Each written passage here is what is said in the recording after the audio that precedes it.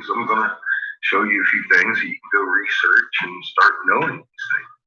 Because, I mean, in the long run, you know, if you don't understand our Creator and what He's done as first creation and how grand the creation is, there's no way you can be me. And you're going to be needing to learn how to use this magnet. That's a long story short. I'll show you in physics exactly what happens, how it happens.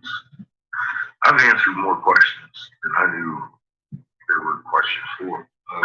Today we're going to be listening to enjoy it, folks. I've got a lot of videos over there, and a lot of them have information we lost thousands and thousands and goddamn probably a million years ago. I don't know what around. Just for longevity, I'm on my other channel. We all know that. So I don't fuck my own shit up.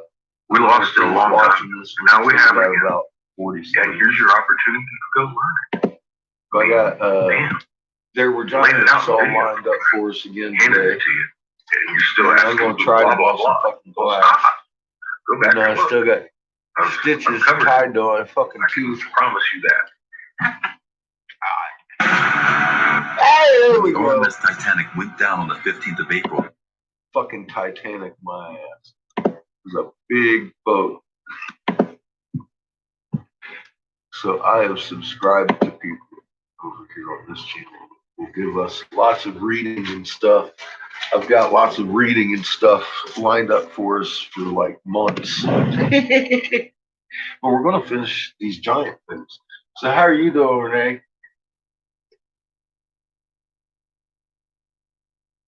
You see, there were people picking on my friends this morning. I wasn't having it.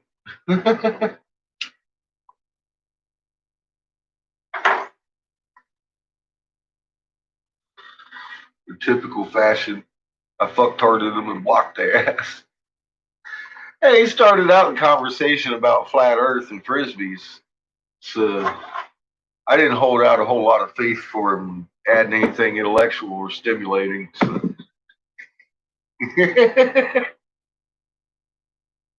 Had a lot of homework to do. And I'm not that guy.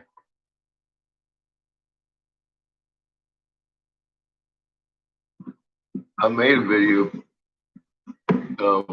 addressing the whole flat versus round versus hollow debate. I would highly suggest for new folks to go check that one out if you haven't, because it's pretty informative too. And it changed my mind. I used to like scoff at hollow earth. And, yeah, I'm left with no choice but to be like, damn, the earth is hollow. Simple as that. Do we live on the inside? No. We very much live on the outside of it. We've been kicked out of the inside, ain't we? And it's because we're a bunch of fucktards out here murdering each other. See, I said I included myself now, didn't I, in that whole family of fucktardedness? Because I was part of it. I don't exclude myself.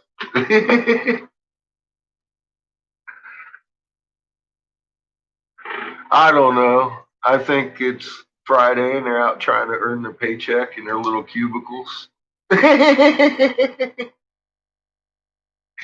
It's okay. The more of them, the better. What's up, Kate? The more of them, the better, because, well, once a fucktard that ain't quite a full fucktard looks at even just a little bit of this shit that we've discovered this year, they'll be like, damn. And then they'll start investigating it a little bit and be like, double damn, I'm working for the wrong team. And they'll come back to me in a fucking hoopty and be like, damn, I'm working for the wrong team, or at least I was, because I just put in my resignation today, gave them all fucking flying high birds. Fuck off, Uncle Sam. All that good stuff. It's called throwing wrenches in their fucking machine. I love my trolls. They are the key to fixing this fucking system. We just gotta reach the right troll. That way he'll educate all the trolls, and then all the trolls will fucking troll fucking Uncle Sam and stop fucking trolling my ass. we will call that the day of rectification or some shit. I don't even know what that means, but we're gonna call it some shit when it happens. I've had him come back to me and thank me for my diligence and being a dickhead because I didn't give him any choice but to look at fucking what was evidence we've got, and it helped them in their own personal lives and their children's lives and everything else. So, yeah, I really, I fear nothing. I fear no man because I'm armed in fucking knowledge and wisdom and fucking all this shit that we've discovered that once you look at it, it's like, holy fuck, how can you be a fucking air breathing demon after you actually give it a fucking minute's notification of like, holy shit, look at what we actually are. They're okay. My cheek's a little bit on fire, but that's mostly from the injections. I'm sure of that. My tongue was swelled up pretty good yesterday still. It's a little bit swollen on the one side, but that again is from the injections. I think most of that, like I got on my holy shirt today. I can't even keep the motherfucker on. I came ready to work. I'm hoping for good things. My color, we'll start back there, hopefully finish that. And I've got all them other points that I pulled. Yeah, it took quite a bit. And like you see, he took 3 big molars out. So, I mean, they worked me good with that needle. And I tend to wiggle around a little bit, which probably added to the damage. I'm not very good at fucking holding myself still when someone's jabbing a needle that long into my jaw. Yeah, I just produced some stem cells. I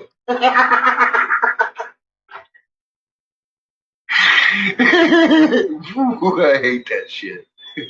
That's one of my least favorite parts of life right there. Doctor coming at you with a drippy needle talking about, just hold still, motherfucker, it's going to hurt. Just tell him, say,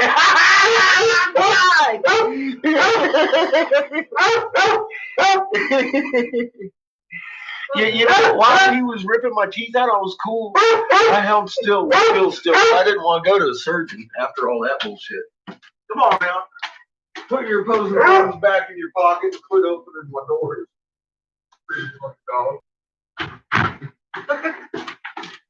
Crazy bitch. God. Oh man. Yeah, it doesn't feel good when you're getting that. But yeah, he told me, he says, you know, I'm gonna fucking try my hardest to get these things out of here, and it's gonna depend on how well you hold still. I said, well, I promise you I'll hold still a lot better at this point after you're done with your fucking needle bullshit. As much I think I spit at him, and he might have. He's been a dentist for a while, so he probably understood what I said. He looked like he did because he grabbed his little pliers and got busy.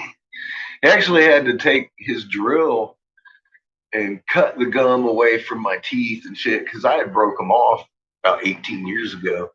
They were kind of fused to my jaw.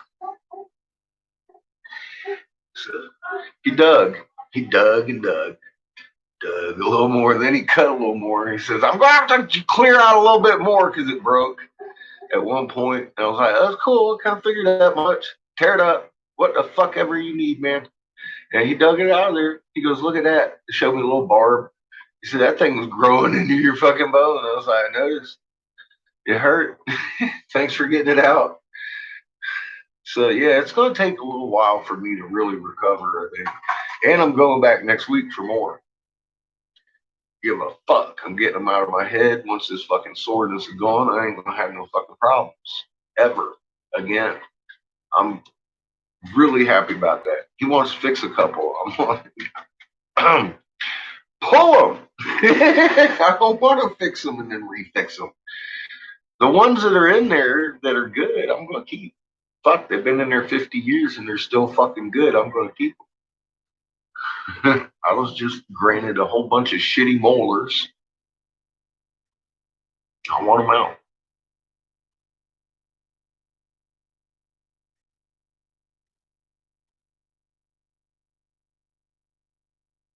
Yeah, you still feel your gums. I mean, I've had these out for a few years. I still feel the gums, but my God, it ain't nothing like tooth. Now, if you got a piece of tooth stuck in that fucking gum, that hurts. I had one of those in there for a couple of years too. I worked that shit out myself. Wasn't going back in to have them cut it again. I've still got the hole in the side of this gum from where I pushed that tooth out just a couple of weeks ago. It was a big old chunk of fucking crown. Motherfucker had cracked off and pushed under my gum. Not this dentist, another one.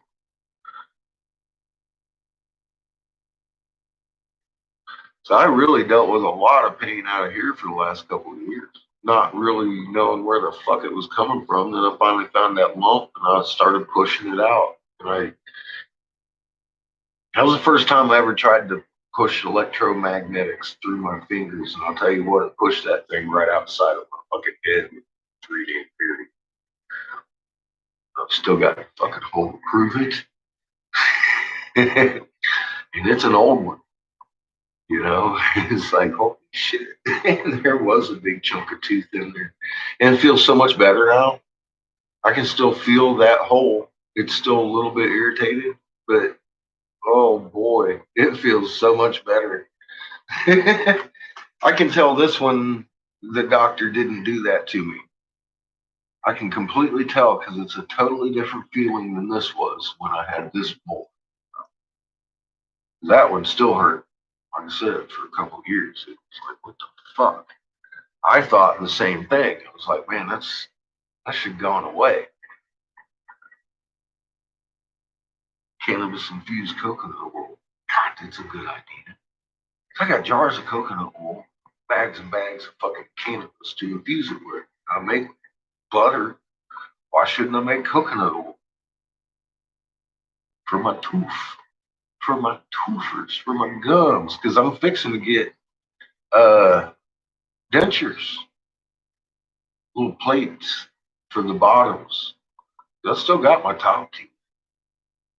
My bottom teeth fucked up. The doctor, when I was young, put the metal things in there, split every one of the molars I had. He was like, I don't know about fixing these. I was like, what do you mean you don't? Pull it the fuck out of my head. How's that? Fix that. Just pull it. It's been fixed. He fucked it up when he fixed it. Get it out of there. Hey, I don't want no, I don't know about, just pull it. Good for the dogs too. Yeah. I'm always afraid. Look, Patches got herself into some fucking green butter one time by accident. Boy, she was relaxed. And I've always thought that would be good for her. But I'm always also afraid somebody would be all like, animal abuse on my ass. So I know.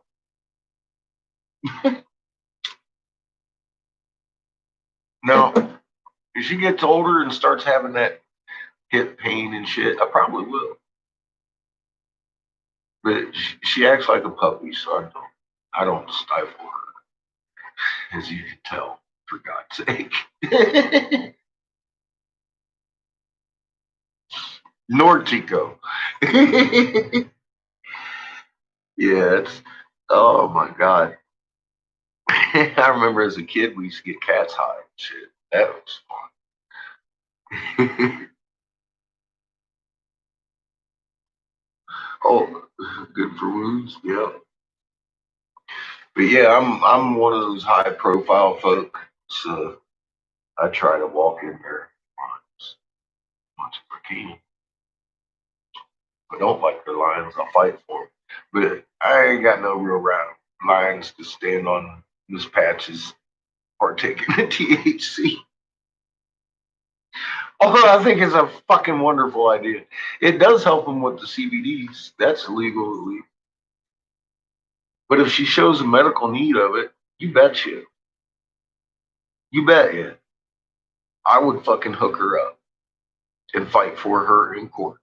just like I did any other child. Because if she starts showing pain, I'm not going to be giving her fucking no doggy narcotics. I'll give her fucking the same thing that I have found that works best for myself.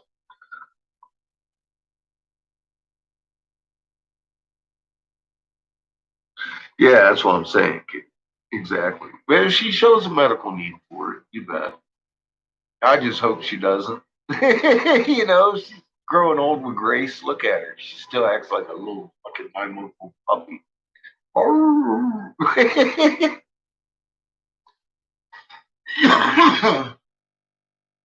Yeah. The day she starts showing like, oh my god, I'm getting too old to move around, I'll help her out. I'll help her old joints out. You bet. Yeah, I'm not stingy. I'm very careful. Live right next to a judge, and, you know, all that whole. I just don't play games when I don't have to. So she's a happy dog. She don't need it. I need it to put up with her ass. See, that's where the need lies with me.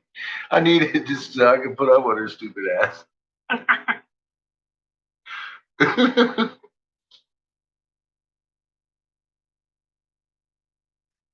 Yeah, well, exactly. I'll give her a piece of my muffin like recently. Of course, I butter them with butter, so I'll eat most of the butter off of the damn thing, and I'll give her the rest because it hurts to chew. Fucking anything hard gets over here too. And I chew it right onto that fucking open, and it's like, woo! I'm wide awake now.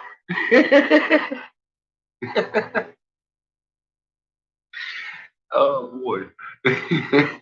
I had me some fish and rice last night. I will be fixing fish and rice again tonight.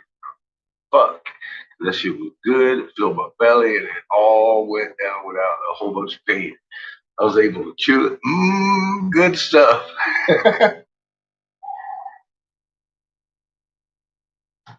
My fish just fall apart in your mouth. You ain't got to chew shit. It's the smallest rice by the time it's ready to start chewing. Yeah. I like dinners like that. Seamus looks at me and says, soup, Dad. I was like, soup? I think you're tired of soup. He goes, yeah, it's mostly what we could eat a lot of times, especially in the winter. He says, but Dad, you make good soup.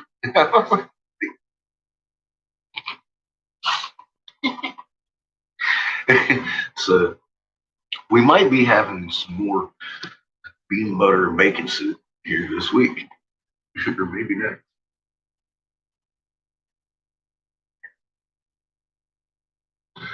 Yeah, coconut oil is great.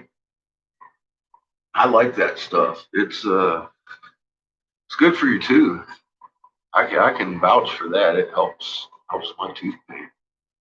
I don't know how, but it does. I guess it coats it with the oil, keeps the air out of it or something. I don't know what the fuck happens. It does good shit. Oh, butter? Yeah, butter.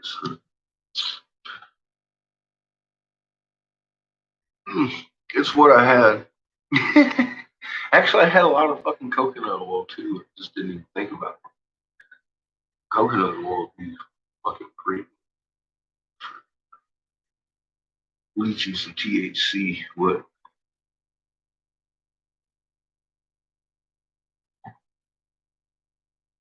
That's because I concentrate mostly on my marijuana's and this mandarin orange stuff.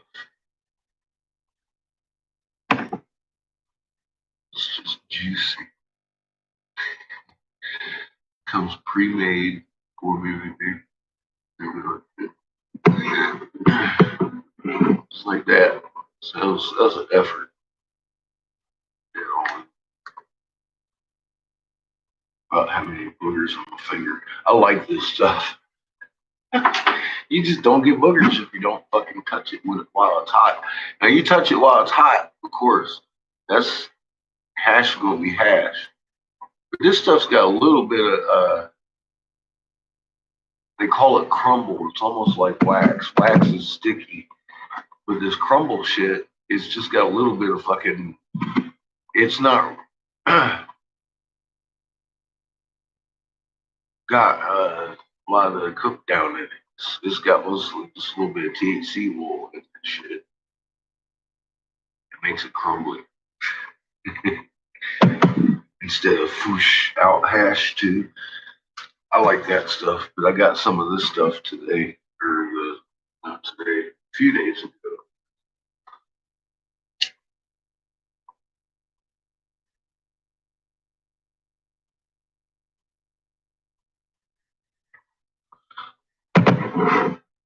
I love me some marijuana's. Crumble is good stuff. I know, right? I'm like, where's the booger?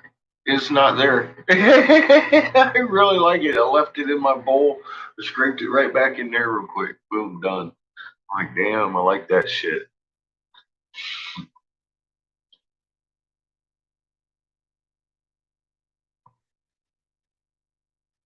Yummy. Damn. You know, Colorado's fucking limited to like Colorado strains. I don't know what the fuck's wrong with these motherfuckers. I wish we could import and export fucking weed. That'd be nice. I mean, I know what's wrong with them. The federal government needs fucking foot in their ass. I just hadn't made it that far. I made it to state government and I quit.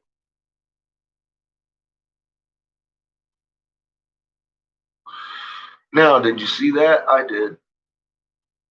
Let this be a lesson to you. See how easily I can make two fucking suns? Now, if you're outside and you see it with your fucking naked eye, that's great. But most of these people are putting a fucking lens filter over their fucking camera lens, just like my lens filter over my camera lens. Now,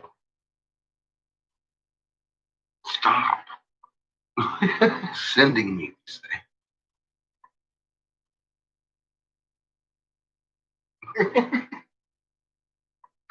Or would it be better depicted like this? It doesn't move like a lens flare. It's disappearing. Ooh, oh. See, you do that, that's a problem, isn't it? That's your finger test. Boom, it disappears. That's a finger test. You don't see them giving the finger test. Why? Because they're using their fucking lens. Look, look, look. See the lens flares? There's two of them. There's two lens flares, but they move separately. See how that'll fool you? You know why I use the magnet spectrum? Because that doesn't fucking happen in magnet spectrum. That's why magnet spectrum, IR, is empirical evidence in court. How you doing, dude? Did you see that though? It has two flares. See the two flares? It looks like two light sources, doesn't it? That's why I don't ever.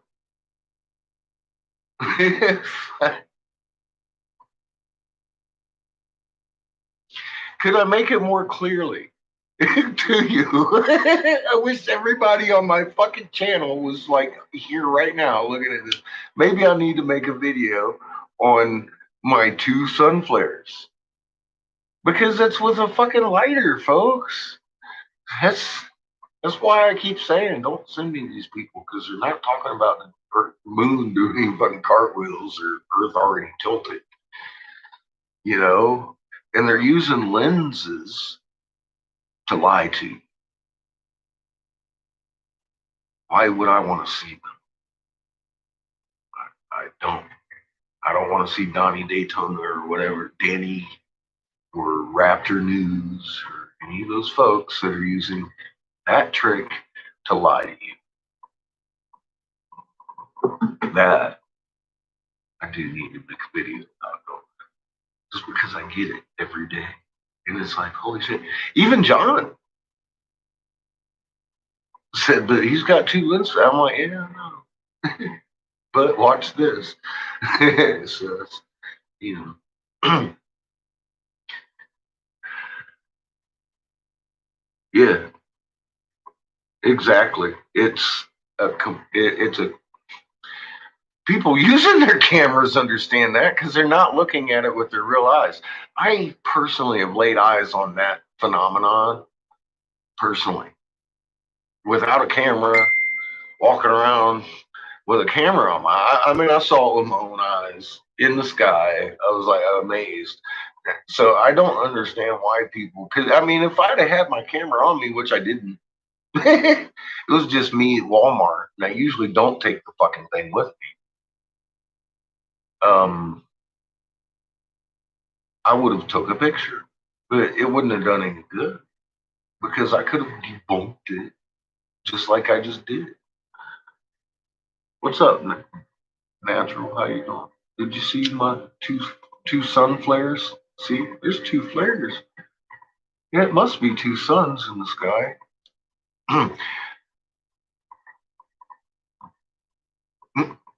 Don't bring me those guys, all right? I know you've never have. There's a lot more people on here that are looking at my double flares now than there was a minute ago, and I'm just telling you, don't bring me those lies because they're using things to lie to you. Now, if you're looking at it with your own fucking eyes and you can produce that without the double flares, because if it's there, you're gonna fucking have that picture. I've seen it with my own eyes. Occasionally, there will be something huge by the sun. I'm not saying there isn't, but when you see this, don't send it to me because I just showed you what it is. I have a protective lens over mine. It's causing a fucking refraction inside the fucking receptor lens. See that? They move together, but they move apart. There must be two suns. If somebody's doing that and they don't go like that and give you the fucking finger test, because either way you do the finger test, you see how that's working? See that? That's your finger test. If it don't pass the fucking finger test, it's not real. If they won't do the finger test, they know they're lying to you. You understand where I'm coming from, folks? There's processes of research that you can do yourself that are really fucking easy. You should probably take on something like that occasionally when you see something that's totally unbelievable, including the Eye of Wrong fucking ghost. I mean, and you can go to John's and see that whole episode there. That was definitely not me putting that on this wall. What's up, kid? What do you need now? Did you do your essay? What'd you do it on? Huh? Harry fucking Potter. I suppose you want to take a shower now? Okay. Please make sure that door is closed securely. So make sure it's very. Yes, love you too. Just barely. Yeah, so Patches and Chico could open it and fall down the steps and act like fucktard dogs. Yeah. He'll be 16 soon. Hey there, Whistle Tits. Yeah, exactly. There you go. There's your sun simulator. Woo! It's a fucking lie. Thank you, DK.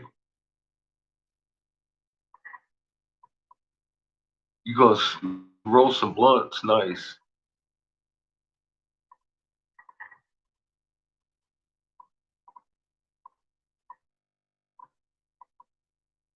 Time lapse the moon. Nice. See, that'll help wake up your friends and family too. Be like, look, I took these motherfuckers myself. This guy ain't so crazy as he sounds because the moon's doing cartwheels. Fucking muggles, listen to Shoe. What's up, Shoe? How you doing, man?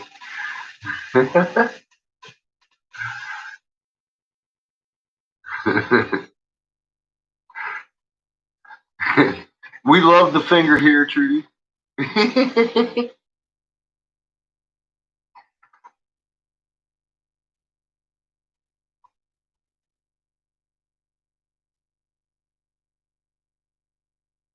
All that, yeah.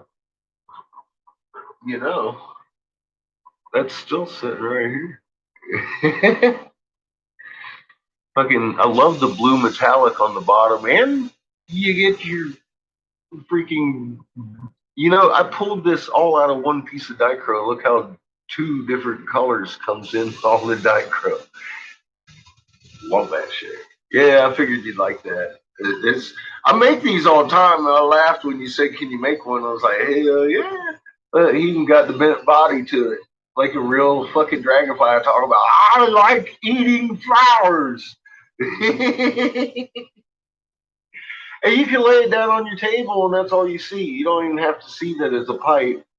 And the carb is discreet on his side and stuff. You know what I mean? You could actually put that on your fucking mantle, and nobody'd ever know it was a pipe. So that's what I like about. Like I said, if you want something custom, then we can talk. And the cool thing is,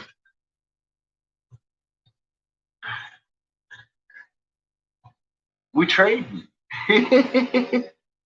Thank you.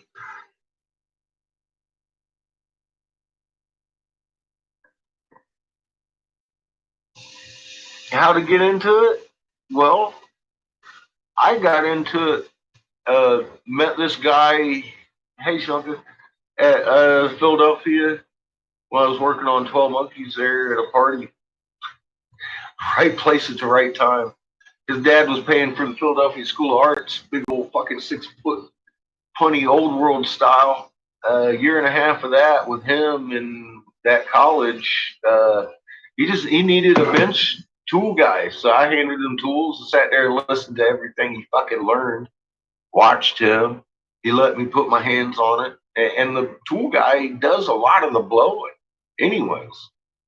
Except you don't really do the blowing. You do a lot of the gathering and the handling of the glass, and then you hand it to your blower and shit like that goes and tools it and stuff. And, we got to where we were working together. I mean, he had me in there for free every night, of course. Like, yeah, dude, let's do this. Even after 12 Monkeys was over, I stayed, got a job at Point of Purchase. They're making cabinets for Walmart shit, slat wall stuff. I mean, manufacturing it from raw material. Finished product with glass cases and all that shit. So I was doing that for a year and a half after the film was over. When he graduated, of course, I moved on, but I never stopped. I taught myself how to use this shit. I mean, it's already a tube. Just have my job. So it wasn't too much to learn. It's just a little bit different mechanics and a lot of the same mechanics. It's just smaller and you can get more detail right there on my torch. So I fell in love with it.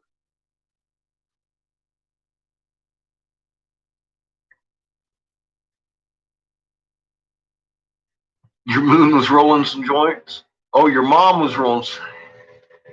I said, my moon's been rolling too. I misread that real quick.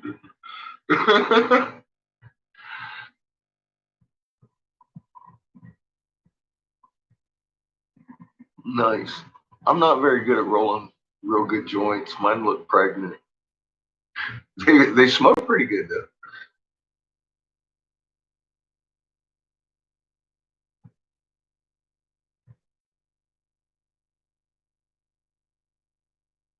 I could. It wouldn't be hot while I did it.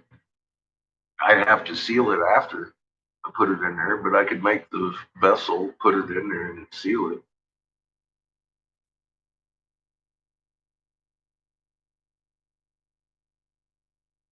I never have. Actually, I don't have much broken glass. The majority of what I have for scrap ends up here, and it's really just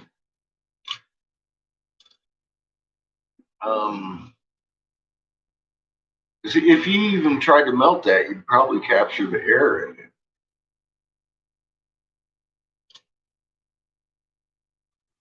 What's up, Window? How you doing?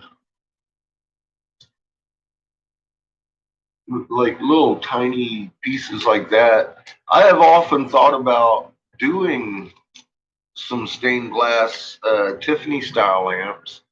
I've done a couple close to it, but they were fused, and instead of the metal work in betweens, I just fused them and made them into lamps that would hang from the ceiling, kind of thing, 70s style, hanging from your. And I sold those in the art gallery and stuff. Like I said, I was working in the art gallery. I wasn't making as many pipes as I do today. But if you want a fucking lampshade, I could probably hook you up for it.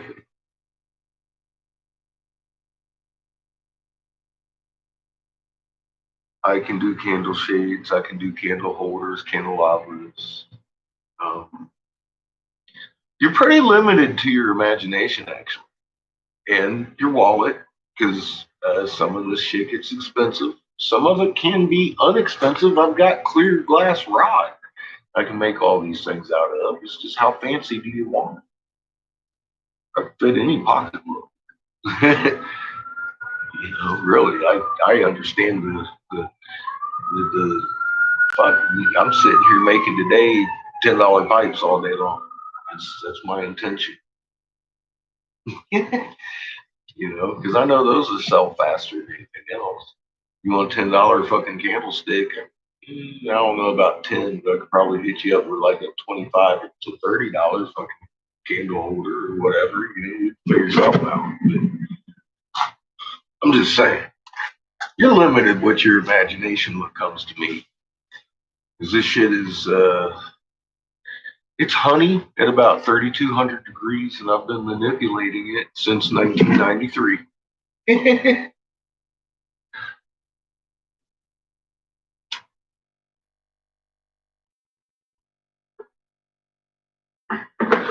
Well, if you watch my videos while I blow glass, too bad I took down all those other ones, because boy, howdy. A lot of information on those. Because I give lessons. I sit here and show you why we got color. I mean, I get my stock like this, is clear. If I add any elements to it, I can fucking have any color I want, just about in the rainbow.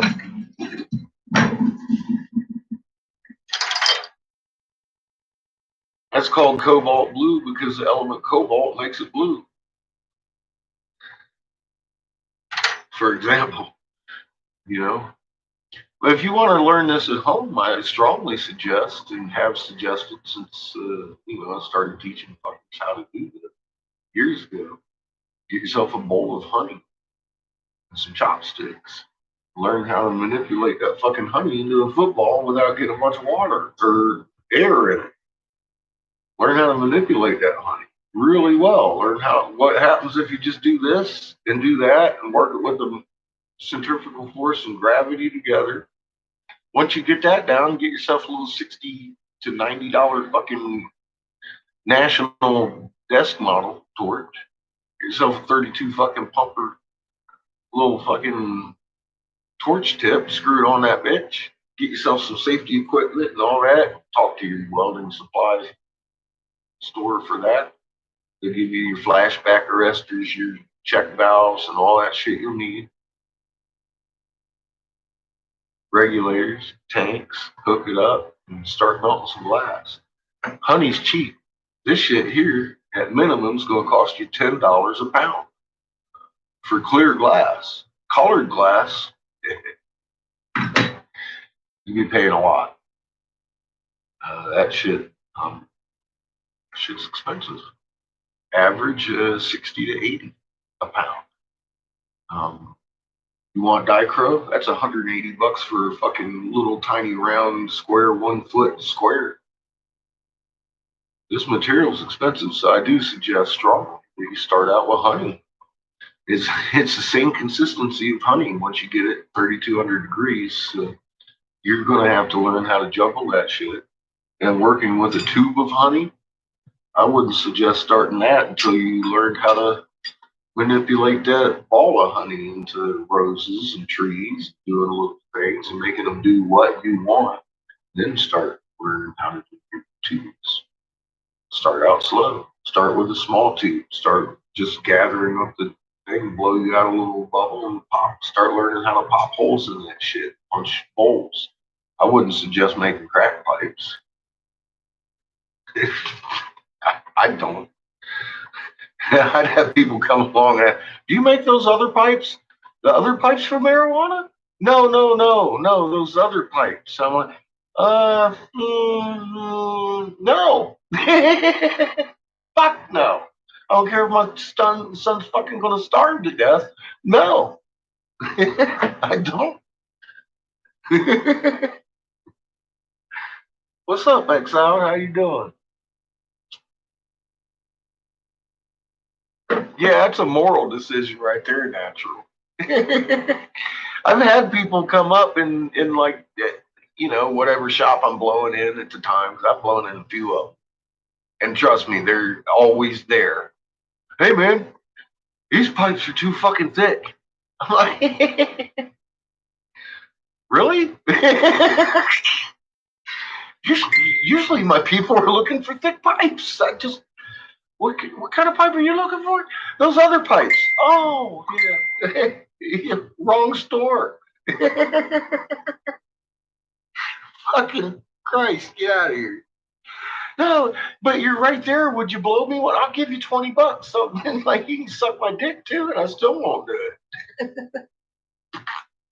Yeah, you thought I was different behind fucking somebody's fucking cash register? No. Why would I be?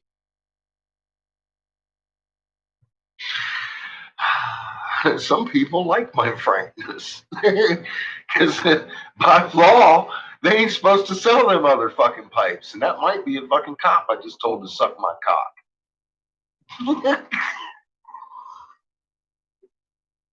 I played that game.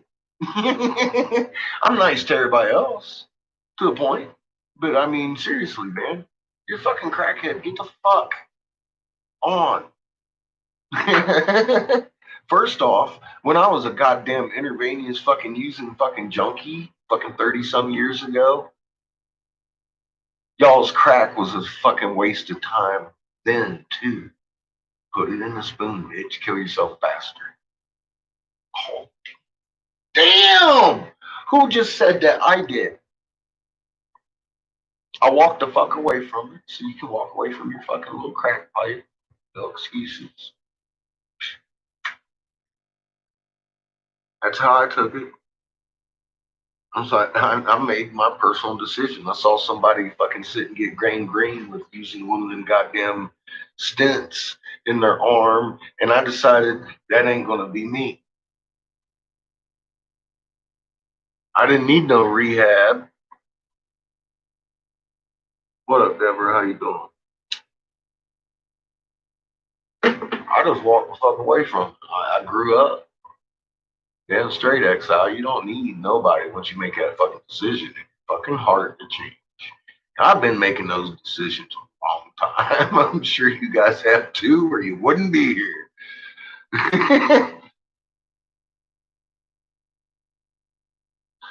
That's, you know what? And helping myself made me realize that, bro.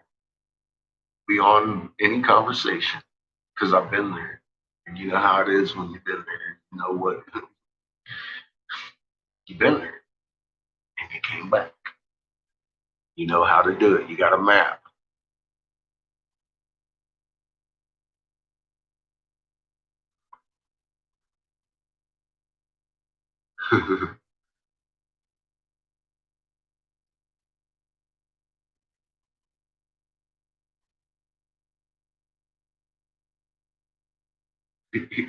And you don't come over here picking on my friends.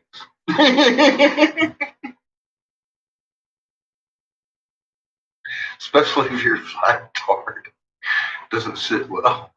You're about one nasty response. It's gonna take action. That shit. I didn't ask you nothing. But good, go away then. Fuck. That's what I'm saying, man. See, and honestly, that's in one of my older videos. This should very well change the world. At the very end of that, I go 5 minutes into that shit. But I felt like it was needed to be brought back out because I've had a bunch of people ask, well, what is that? How? And we found out the other day about how they captured birth in that void, and there's the void. There it is. There is the fucking void. And that's how they captured man right there. And then earth was separated from heaven. Heaven was separated from earth because fucking heaven went on with the red sun. Damn. Okay, got it. Got it. I understand it. Now you understand it with your own eyes. Seen how they did it. You heard how they did it. Now you've seen how they did it. That's what kind of little jewels I got hidden in those videos. And that's why I'm not making a whole bunch of them. Because I don't want to bury that shit. I really don't.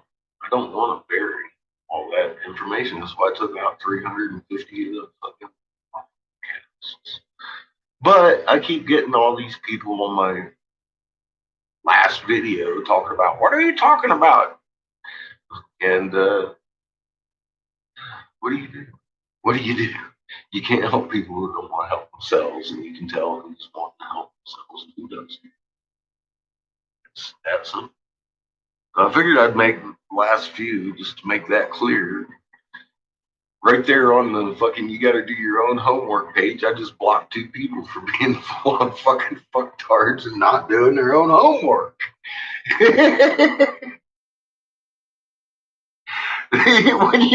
when you're on a video that is specifically about what you're doing, you might think about what you're doing, but they don't. So that gives me clue number 1. That's a fucking red flag right there. Damn. On CERN, I've actually covered CERN extensively. It isn't what they say it is. How can it be a particle accelerator when every atom is a fucking magnet? We've already went over the quantum theory. Doesn't exist. It's scalar physics. Action at a distance instantaneously. And if every atom in existence is a magnet, that kind of makes sense because that's scalar physics. It's not quantum theory. They're trying to fucking throw grassy knolls on that. You're natural.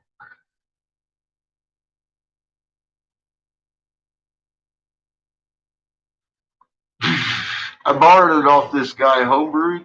I added my own little spice to it, though.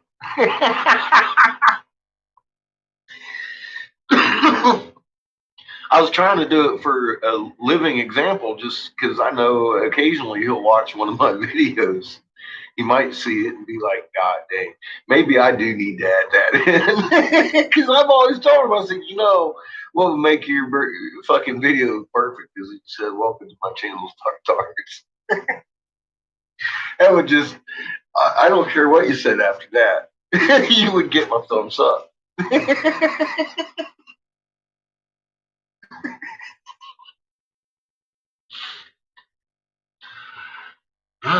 I'm in the Fuktard Club too.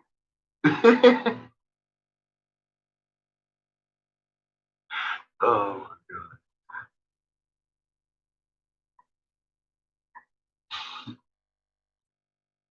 I know, and I don't ask anything to anybody that I wouldn't do myself. I mean, I run into a crazy motherfucker talking about the moon's going to do cartwheels. I'm going to sit my lawn chair out and watch that shit. I'm going to set my alarm clock. I'm going to watch that shit just because I'm that way. I'm like, well, that's fucking crazy bastard. I know better. This shit shouldn't be fucking doing cartwheels. Are you kidding me? And if we was on our side, I'd notice. Don't you think? If that and then I sit out there and I watch it and I'll be like, damn, I missed something.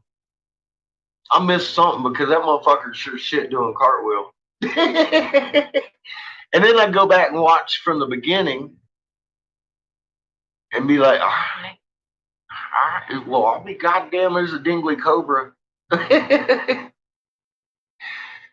But they don't. They simply don't do that, so they end up blocked real fast.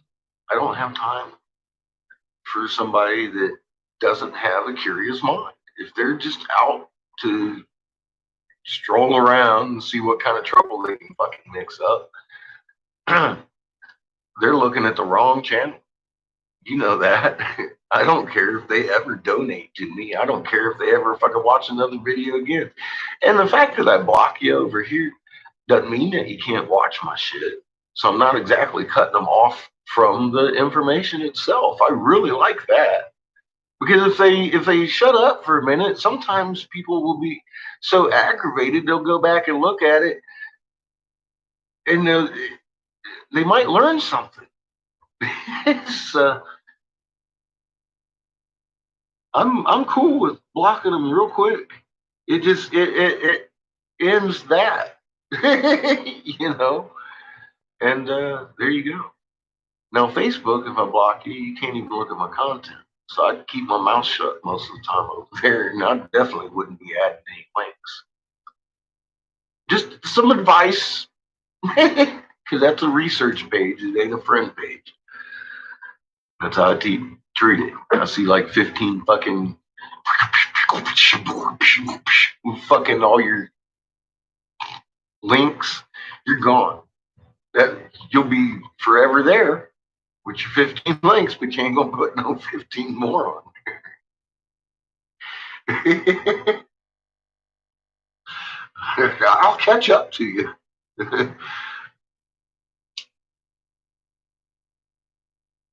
Well, yeah, you see them ask me a lot of things, and I'll be like, I covered that in the previous, or I'll go into an explanation that if you watched the fucking previous video, you'd understand. And then y'all come in there and start like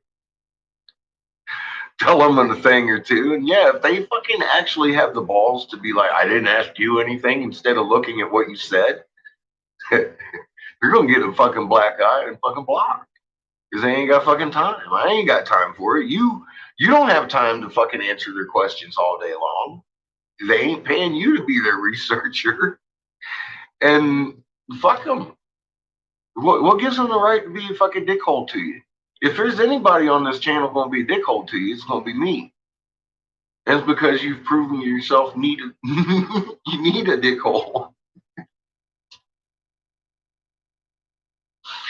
Damn it.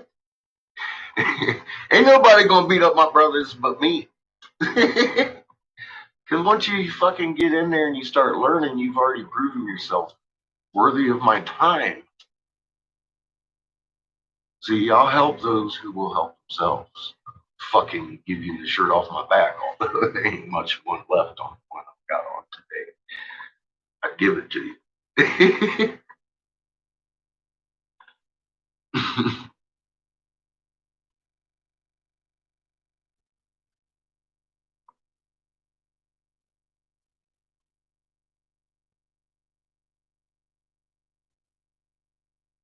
That's honestly, Deborah, thank you. And that's all you do need. You just give people something real to look at. And it begins to open their eyes, of course. I mean, like I said, it's not something that man is manipulating. It's beyond the scope of that. Well, beyond the scope of man. And it helps. It helps open that programming that's so slammed shut, so convinced that your government wants the best, etc., etc. All that kind of goes out the window pretty quick once they start realizing, holy motherfuck, the thing is doing a cartwheel. Hand them their heart. It's okay. Just remain calm with this magnet you got in your chest. See, and then reality starts to sink in. All these things they've heard and read through legends start to make sense. And your job is much easier. All of a sudden, they start bringing you things like stem cells, 1748 hertz. Fucking nuts. See how it grows? You just keep getting that information coming in, coming in. Because if you're looking at lies, you're going to come into dead ends and a lot of questions. But if you find the truth, you're going to find a lot of parallel paths leading you right to the same conclusion. That, holy fuck, this is real.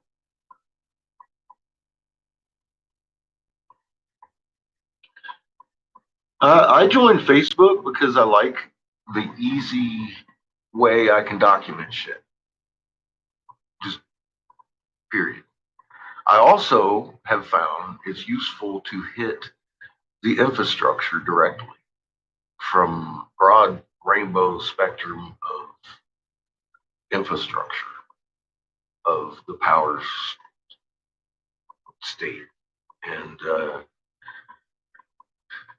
I'm finding that useful too. It gets new people. I found better ways to use their tools against them. And that's why I started unfriending a lot of people that weren't really violating any of my rules on Facebook, because it's not my place, one, to tell them what they need to post. But I don't need to look at political ads while I'm over there talking to politicians. I'm an ex-politician. I understand the system a lot better than most people. And it just kind of sets me off onto a mood I don't need to be in. So I've been taking a lot of friends that are deciding to vote off my list or whatever it is. Don't take it personally. It is what it is. That's my workspace over there. Over here.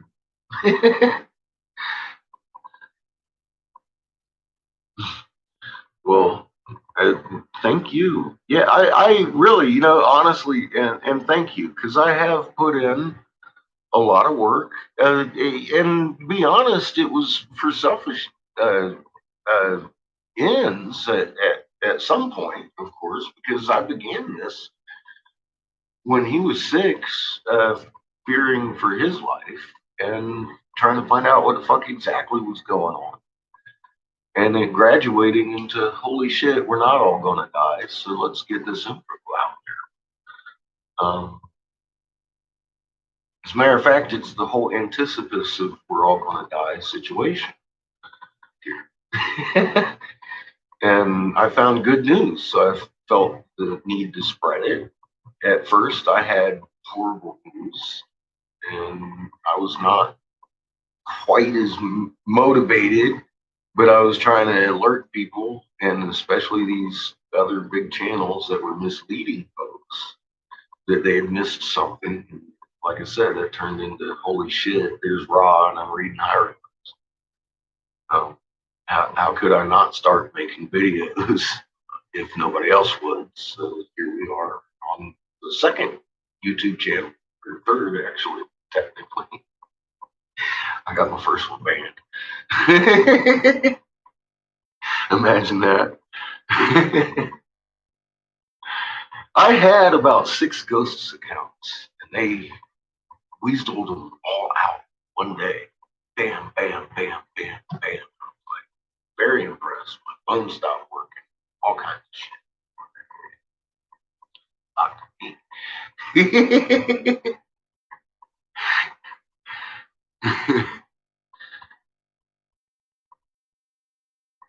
I am so happy, Lewis. That, you see, that's my donation button. You getting clarity and helping wake up other people. I mean, that's really a fucking massive donation when you start helping. When this starts helping you wake up your friends and family, then we're talking about you. You are really fucking doing exactly why I'm here. That's my payment. When you guys start getting help with this, that means humanity has a fucking chance in hell. Because we're in hell right now.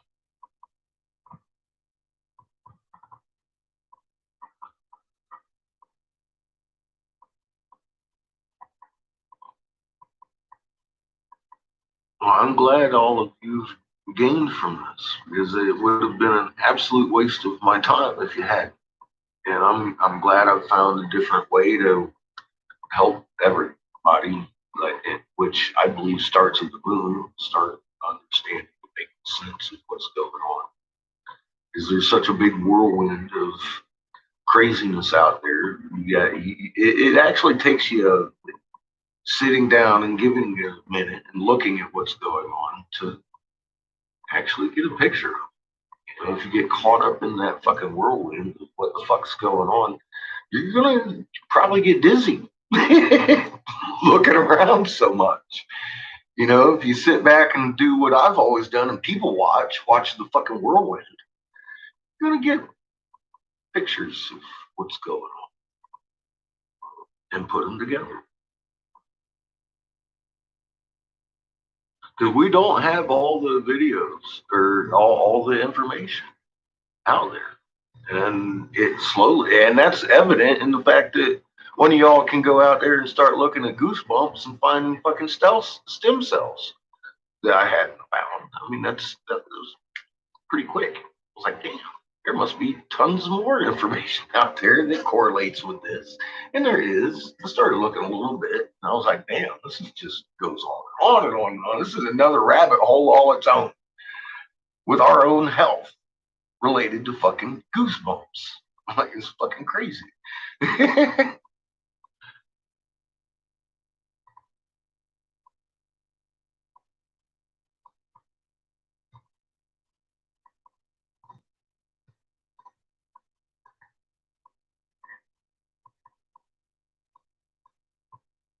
Yeah, natural. I do warn people, you don't have to sub to my channel. You don't have to talk on my channel. You're probably being watched, though. I mean, Eric Briggs shows up in the funniest of fucking places with his, it's an illusion. Thank you, Deborah. And that's exactly what I was getting on. But if you've looked at the fucking moon with your own eyes, you know it's not a goddamn illusion. You don't need anybody's homemade shit. You start looking for NASA's. Join the search. Because I mean, I would, yeah, too many rabbit holes. Exactly. A lot of fucking rabbit holes with grassy knolls and all that shit. And once you start seeing the big picture for what it is, you can start walking that narrow path and getting right to the end of it a lot quicker. You're not so distracted. Grassy knolls, gotta love those. You know, like I said, it may have been distasteful or whatever that I did that fucking Kennedy thing, but it wasn't about proving who did it. Proving who did it and how easily it was fucking tracked back to who did it, but you were busy looking at grassy knolls. See that, and a lot of people that will watch that will stick on like, "How dare you?" or this and that, and "What are you so worried about 50 years ago?" And I'm all like, "See, you just don't get it." You don't get, even though I sat there and explained that to you in the video. I'm like, you know, while I'm showing you this, show you how very easily you can be distracted by just words. Look at the book depository. Don't pay a fucking attention to Jackie O whatsoever. Ever. See, don't look at her until she's on the back of the car and that guy's fucking grabbing a hold of her. The whole fucking, you know, don't look at that.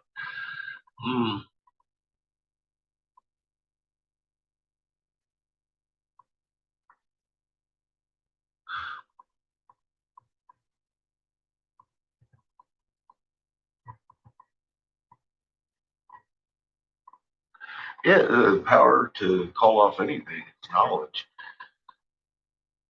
Once these demons get a hold of this, they stop being demons in a lot of cases because they don't know what they're doing.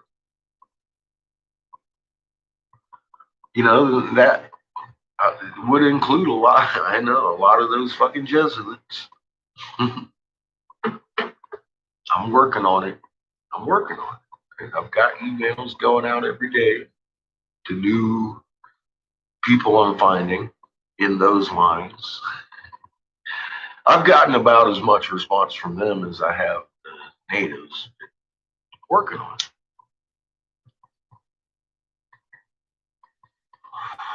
And so far, my car is not blown up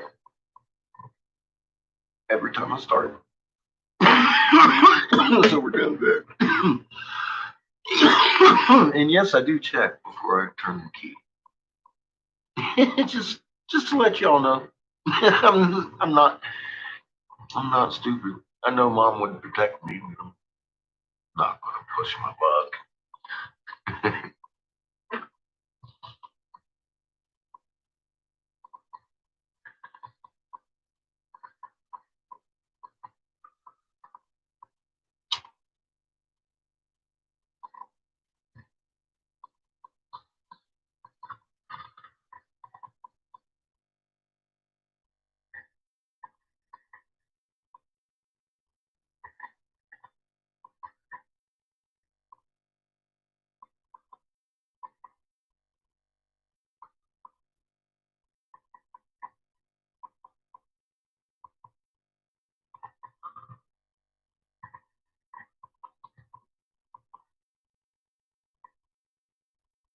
Yeah, they're blind to the truth, Deb.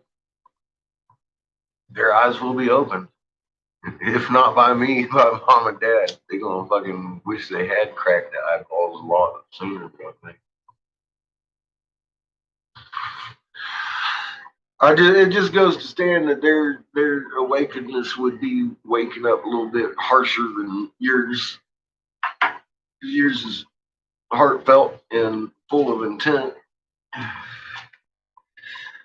where theirs is kind of forced.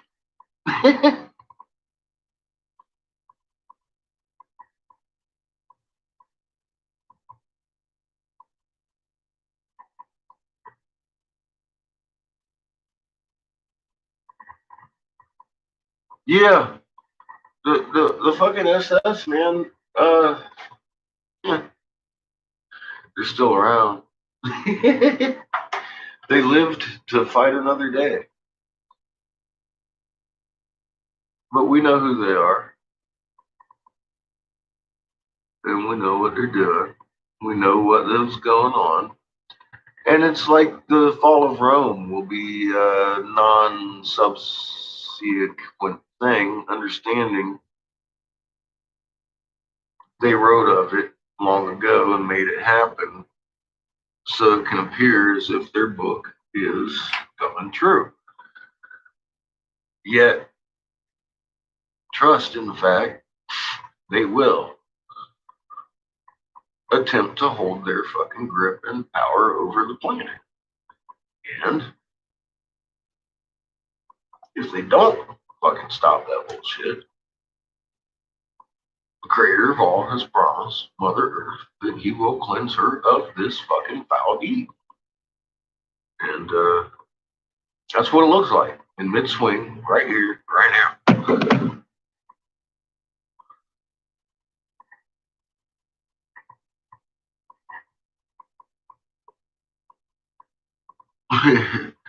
Conspiracy theorist. No, I just see that's the thing.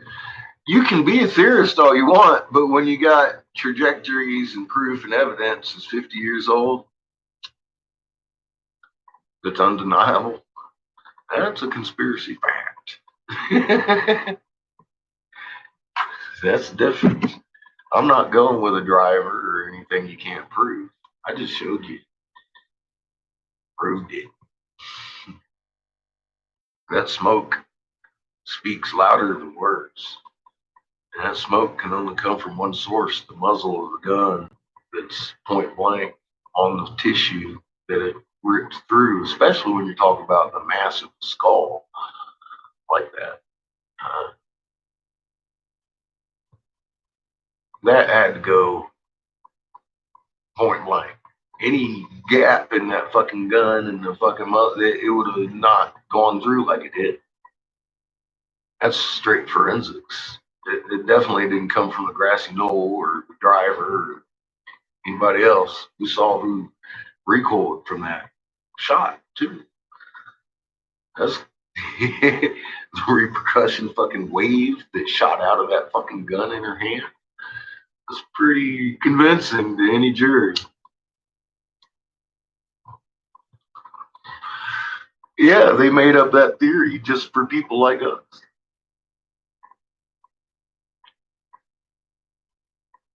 My jaw's feeling better. I'm going to give it a try. We'll see how it goes. I ain't promising nothing. That's why we're sitting here jawing a little bit. I ain't felt the balls to grab a hold of that thing to puff real hard yet. My jaw is burning. Said though, it's from the shots more so than anything else. But I don't want to irritate it no more because it's finally feeling okay. It's more except for this fucking tight stitch here. That's bugging me.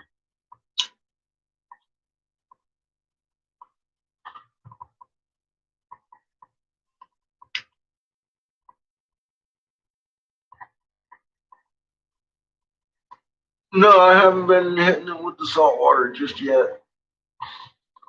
I've been brushing it gently with coconut oil though, and rinsing with milk. Had some coffee this morning, but no salt water just yet. I was thinking about actually hooking it up with some peroxide, but I don't want to do that just yet either.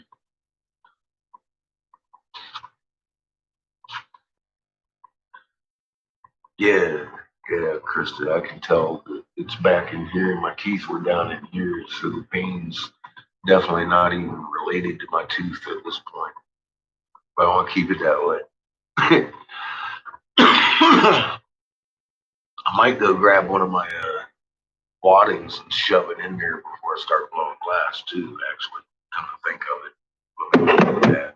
Go grab my wads of stuff. And let me put on some Josh while I'm going. We are unproductive. To be outdone by the French, the Englishman A. Henry Layard took over the site 3 years later.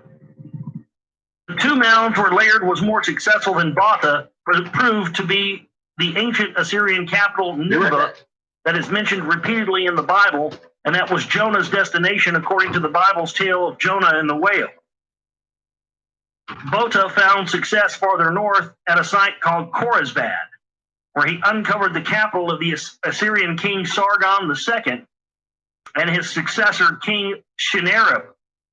Layard gained fame as the discoverer of both Nineveh and another site called locally Nimrud, of the Assyrian royal Kalu named Kala in the Bible. Not counting Babylon, the finds by both provided for the first time physical evidence corroborating the Bible about the hero Nimrod and Assyria and its major cities. At Khoresbad, the excavators uncovered among the lavish wall reliefs glorifying Sennacherib and his conquests, panels depicting his siege of the fortified city of Lachish in Judea. The Bible mentions that siege when Sennacherib prevailed, as well as his failed siege of Jerusalem. Layard's finds include a stone column of the Assyrian king Shalmaneser III that described in text and carved drawing his capture of King Jenu of Israel, an event reported in the Bible, in Kings 2 and Chronicles 2. Wherever finds were made, it seemed it was like digging up the veracity of the Bible. By another twist of fate, Layard sites Nimrud and Nineveh were on opposite sides of the river bend where Alexander had crossed the Tigris River and delivered the final blow to the Persian army. By the end of the 19th century, as rumblings of the conflagration known as World War I became more ominous, the Germans joined the archaeological race with its map-making, spying, and influence peddling ramifications. Outflanking the French and the British, they took control of sites farther south, uncovering at Babylon most of the sacred precincts. The Asagil Temple Ziggurat and the Grand Processional Way, with its buried gates, including that of Ishtar. Further north, Walter Andre unearthed the olden Assyrian capital Ashur, named the same as the land Assyria itself and its national god Ashur.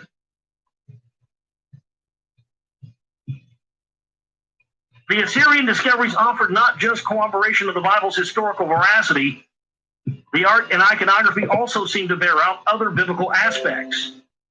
Wall reliefs in Khoresbat and Nimrod depicted winged angels, akin to the divine attendants described in the vision of the prophet Isaiah, or that of the prophet Ezekiel's vision, where each had 4 wings but also 4 faces, one of which was an eagle. And of course, the eagle, the bird. Birds are avian reptiles. The discovered sculptures and wall depictions seem to also support some of the statements attributed to Berosus regarding what one would today describe as bioengineering gone awry. Here's the next one we're going to listen of men to. with wings, bulls with human heads, and so on, as earlier quoted. 8. In Nineveh and Nimrod, the entrances to the royal palaces were flanked by colossal stone sculptures of human-headed bulls and lions. And on wall reliefs, there were images of divine beings dressed as fish. The very image of Oannes, exactly the way Berosus had described him. Although it had been when Berosus was writing almost 4 centuries since Ashur, Nineveh, and other Assyrian centers had been captured and destroyed, and some 3 centuries since the same fate befell Babylon, their ruins were still visible without excavation, with the sculptures and wall reliefs for all to see, illustrating what Berosus was talking about. The ancient monuments literally corroborated what he had written. Oh my God.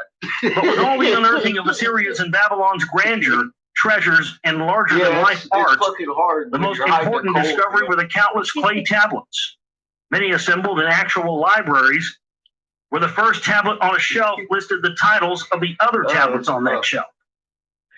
Throughout Mesopotamia, indeed, throughout the ancient Near East, virtually each major urban city had a library as part of the royal palace, the main temple, or both. By now, thousands upon thousands of clay tablets or fragments thereof have been found. Most linger untranslated in museum and university basements. Well, not anymore, Zachariah. Not since 9/11 happened, and I miss my baby. they convinced us that a country who originally wasn't supposed to be involved in 9/11 was involved in 9/11 and convinced us to go there so we could invade and go into the Baghdad Museum and take all those. Of the main libraries discovered, the one of greatest consequence was Layard's find among the ruins at Nineveh. The great library of the Assyrian king Ashurbanipal. It contained more than 25,000 clay tablets. Their inscribed texts, all using cuneiform script, range from royal annals and records of workers' rations to commercial contracts and marriage and divorce documents, and included literary texts, historical tales, astronomical data, astrological forecasts, mathematical formulas, word lists, and geographic lists. And then there were rows of tablets with what the archaeologists classified as mythological texts. Texts dealing with buried gods, their genealogies, powers, and deeds. Ashurbanipal, it turned out, not only collected and brought back to Nineveh such historical and mythological texts from every corner of its empire, he actually employed a legion of scribes to read, sort, preserve, copy, and translate into Akkadian the most important of them. Depictions of Assyrian scribes show them dressed as dignitaries, attesting to their high status. Most of the tablets discovered at Nineveh were shared between the Ottoman authorities in Constantinople, which is now Istanbul in today's Turkey, and the British Museum in London. Some related tablets found their way to the main museums of France and Germany. In London, the British Museum engaged a young banknote engraver with amateur Assyriologist and an amateur Assyriologist named George Smith to help sort out cuneiform tablets. With a keen ability to recognize a particular characteristic of a cuneiform line, he was the first to realize that various fragmented tablets belonged together, forming continuous narratives. There was one about a hero in a flood, Another about gods who created heaven and earth and also man. In a letter to the editor about it in a London daily, Smith was the first to draw attention to the similarities between the tales in those tablets and the biblical stories in Genesis. One of the two ancient storylines, the one of the greatest religious ramifications, was the one akin to the biblical tale of creation. As it happened, the studies in that direction were led by a succession of scholars, not in England, but in Germany, where pioneering Assyriologists such as Peter Jensen, Hermann Gunkel, and Friedrich Delitzsch utilized additional finds by the German archaeologists to form a more coherent text and understand its religious, philosophical, and historical scope. At the British Museum in London, added to the tablets that Smith had been piecing together were new discoveries by a layered trainee, Hermozid Rassam, at Nineveh and Nimrud. Pursuing the creation storyline, the museum curator of Egyptian and Babylonian antiquities, Leonard W. King, found that a veritable epic of creation was in fact inscribed on no less than 7 tablets. His 1902 book, The 7 Tablets of Creation, concluded that a standard text had existed in Mesopotamia that, like Genesis, told a sequential tale of creation from chaos to a heaven and an earth, and then on earth from the gathering of the seas to the creation of man.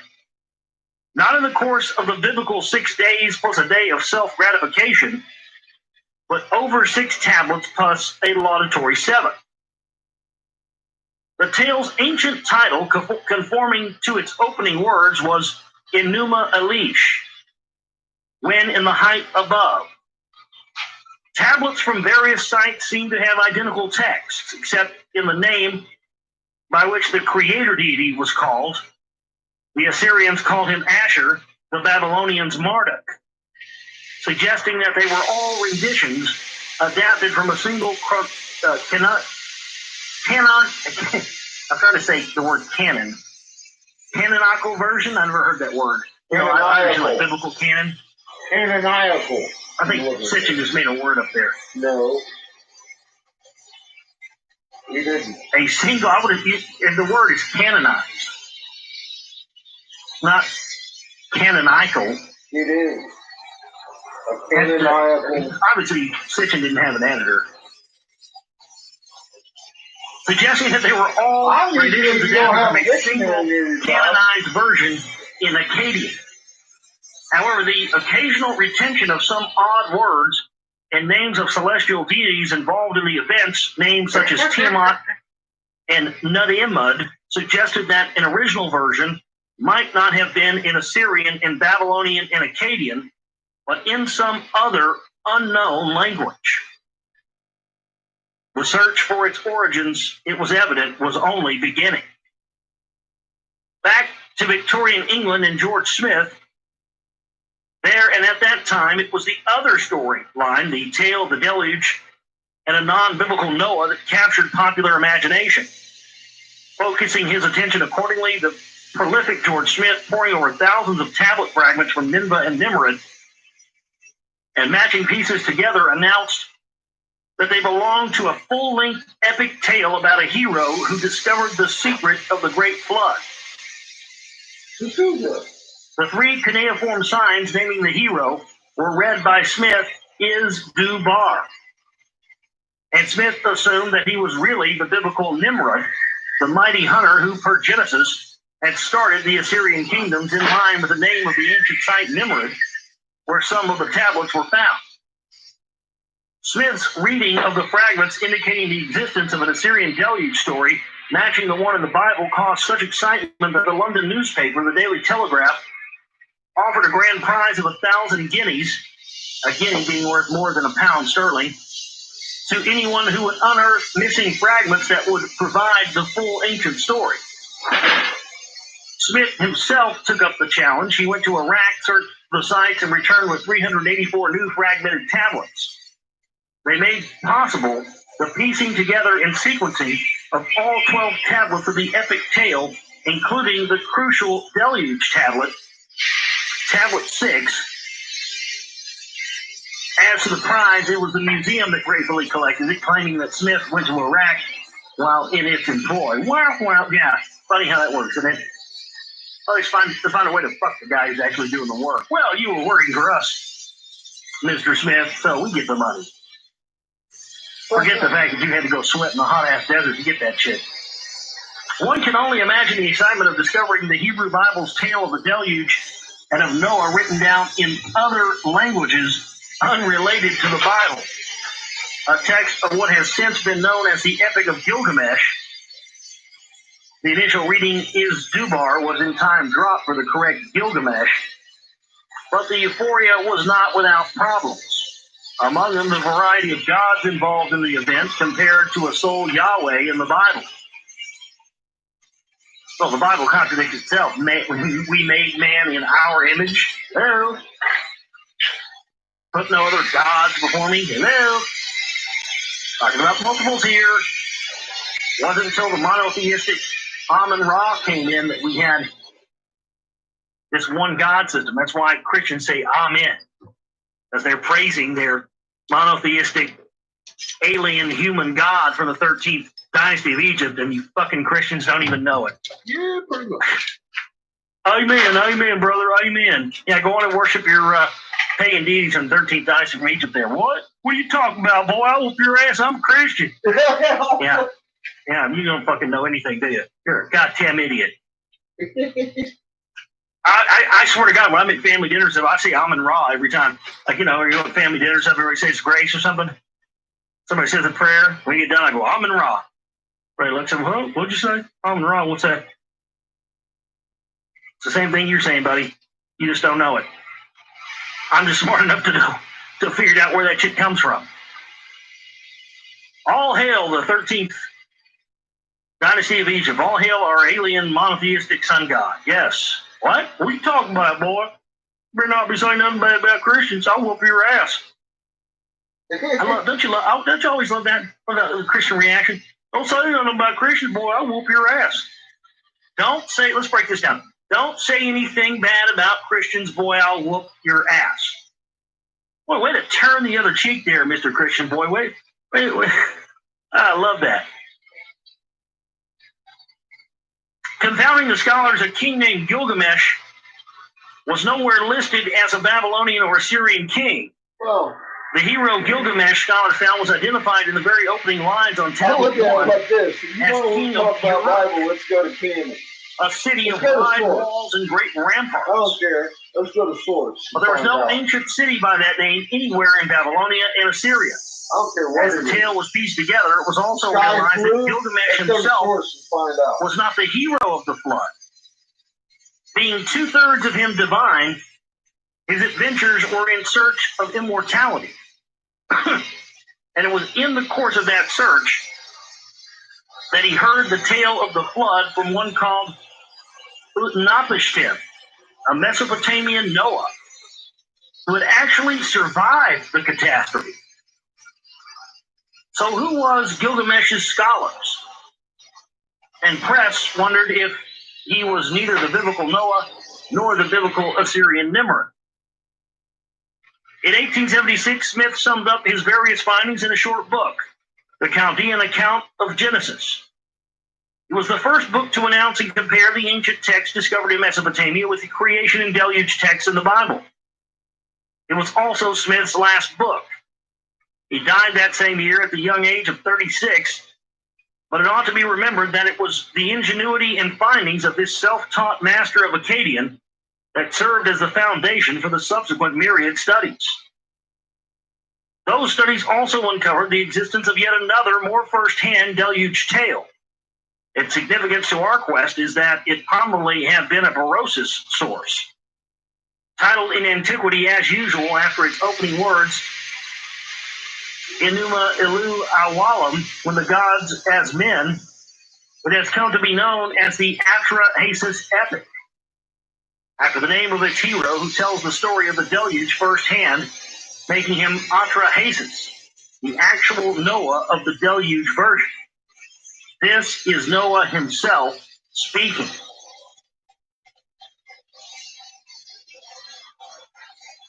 I want to back up, just read one little paragraph I read last night here, just to give context and so you remember what it is that we're going to be getting into now. Those studies also uncovered the existence of yet another more first-hand deluge tale. Its significance to our quest is that it had probably been a Berosus source, titled in antiquity as usual after its opening word, Enuma Ilu Awilum, when the gods as men, has become known as the Atrahasis epic, after the name of a hero who tells the story of the deluge firsthand, making him Atrahasis, the actual Noah of this deluge verse. This is Noah himself speaking. Now we're picking up on the last time. For unclear reasons, it took time for scholarly attention to focus on this crucial text. Crucial because in it, Atrahasis, the exceedingly wise, tells what had preceded the deluge, what brought it about, and what happened thereafter. In the course of piecing together the text 3 tablets, a tablet fragment marked S, was essential for identifying the name Atrahasis. The S stood for Smith. It was he who, before he died, had found the key to another amazing Babylonian tale of gods, man, and deluge. As to the hero's name, it has been suggested with little doubt that Atrahasis, transposed to Hasis Atra, was the Zitharos in the Berosus fragment, the 10th pre-diluvial ruler in whose time the deluge had occurred, just as Noah was the 10th biblical ancestor in the line of Adam. The name transposition is one of the reasons for linking Berosus to the Atrahasis text. Another is the fact that it is only in this Mesopotamian version of the deluge tale that there is mention of the episode mentioned by Berosus of the townspeople questioning the building of the boats. It was all a wonder of wonders, transcending time from the Babylonian Berosus in the 3rd century BC to the 19th century AD, Bible-believing Western man actually held in hand this fucking Bible a Hebrew deluge text written in cuneiform, as a Yale University publication called it in 1922. Fucking answers a lot of questions. Inscribed on a tablet from a 7th century BC Assyrian library, this was an incredible time bridging of at least 2,600 years. I didn't make this shit up. But that too proved to be just an interim way station of a march back in history. Once again, this Assyrian text appeared to have a similar or parallel Babylonian version. It too contained unfamiliar words and names, certainly not of Semitic Akkadian provenance. Because it's a coincidence. Gods named Enlil, Enki, and Ninurta. Sounds like the original Goddesses named Ninti and Nisaba. Uh-oh. Divine groups called Anunnaki. That must be some old ass shit. Some really a old sacred ass place shit. named Ikur. That must be some Where have they all come from? Shit. The puzzlement was even greater when it became known that a partial Atrahasis tablet that had somehow made its way to the private library of J. Piermont Morgan, J.P. Morgan, not fucking J.P. in New York City circa 1897, not that guy, contained a colophon, a notation by the tablet scribe that dated the tablet to the 2nd millennium BC. Assyriologists were now looking at a leak back of 3,500 years. Now, wait a minute. Let's not glean over that. Hold on tight. This Atrahasis tablet with, 3,500 years before the Bible found its way into the private library of J.P. Morgan. It's a coincidence, motherfucker. And I'm a conspiracy theorist? You are. For saying that these bankers and these people who are in these Jews who were told run everything? No. Now, look at this grassy knoll. You know, I'm a conspiracy theorist for saying that they're the ones that are covering all this stuff up. It's in the grassy knoll. They're the ones who have an interest in this the most. There it is. This guy. It's the grassy knoll. It's funny how you're a kook if you believe this stuff, but then you find something like this. You know, the guys at the highest levels are all into this stuff. No, grassy knoll. But if you're a regular, everyday person, you're a kook if you're into it. See how that works? That's just unbelievable. It's a grassy knoll, Josh. Don't worry about it. It's okay. Unfucking believable. The puzzlement was even greater when it became known that a partial Atra Hasis tablet had somehow made its way to the private library of J. Pierpont Morgan in New York City circa 1897. Contained a notation by the tablet scribe that dated the tablet to the second millennium BC. Assyriologists were now looking at a late back of 3,500 years. I love how he just leans over why J.P. Morgan would have that in his possession. Same reason why he shelved all Tesla's technologies, right? Long live Jackie O, the Jesuit Queen. Efforts to piece together as complete a text as possible from various tablets and several renditions resulted in creation of the museum and in the Museum of the Ancient Orient in Istanbul, Turkey. Of all 3 tablets, even though broken in parts, of that Babylonian version of the Atra Hasis. Fortunately, preserved in each one was the scribal statement giving his name, title, and date of completing the tablet. Scribal! And this was at one end of the first tablet. Tablet 1, When the Gods Like Men. Number of lines, 416. Copied by Kuaea, junior scribe. The month, Nisan. Day, 21 of the year when Ami Saduqa, the king, made a statue of himself. Tablets 2 and 3 were likewise signed by the same scribe and were also dated for a particular year in the reign of King Ami Saduqa. It was not an unknown royal name. Ami Saduqa belonged to the famed Hammurabi dynasty of Babylon. He reigned there from 1647 to 1625 BC. Thus, this Babylonian version of the Noah deluge tale was 1,000 years older than Ashurbanipal's Assyrian version. And it, too, was a copy of that original. See, we thought this tale older and older and older. The incredulous scholars had the answers right in front of them. On one of his tablets, Ashurbanipal boasted thus: "The God of scribes has bestowed on me the gift of the knowledge of his art. I have been initiated into the secrets of writing. I can even read the intricate tablets in Sumerian. I understand the enigmatic words in the stone carvings from the days before the flood." I do too. And that's what we're talking about with Rockwell.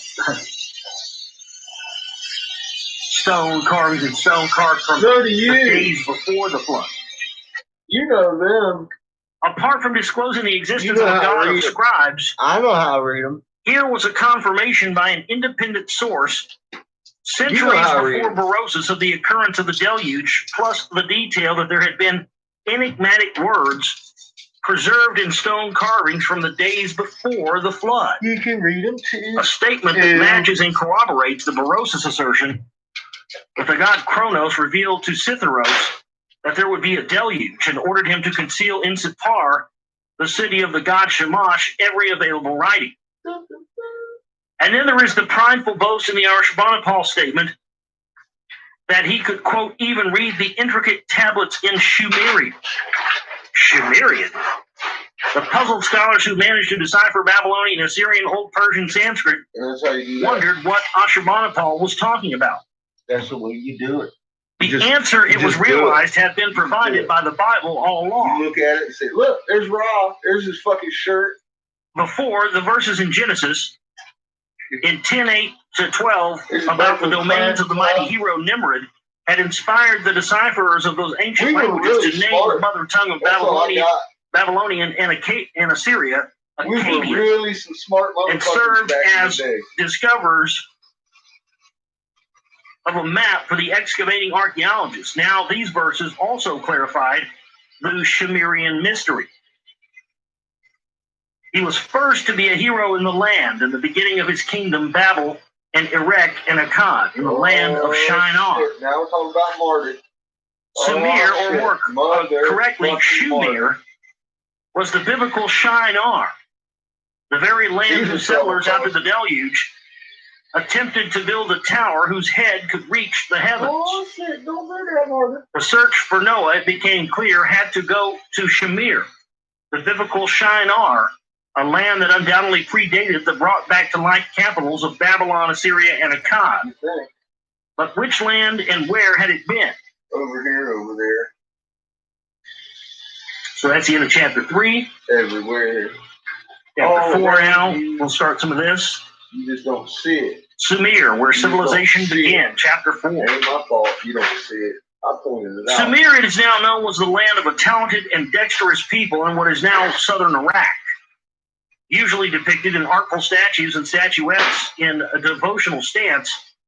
It was the Sumerians who were the first ones to record and describe past events and tell the tales of their gods. No.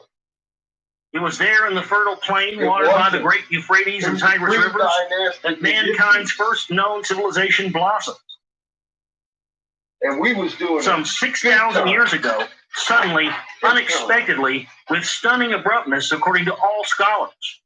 Way better than it was a civilization to which we owe to this day virtually every first of what we deem essential to an advanced civilization. The wheel and wheel transportation.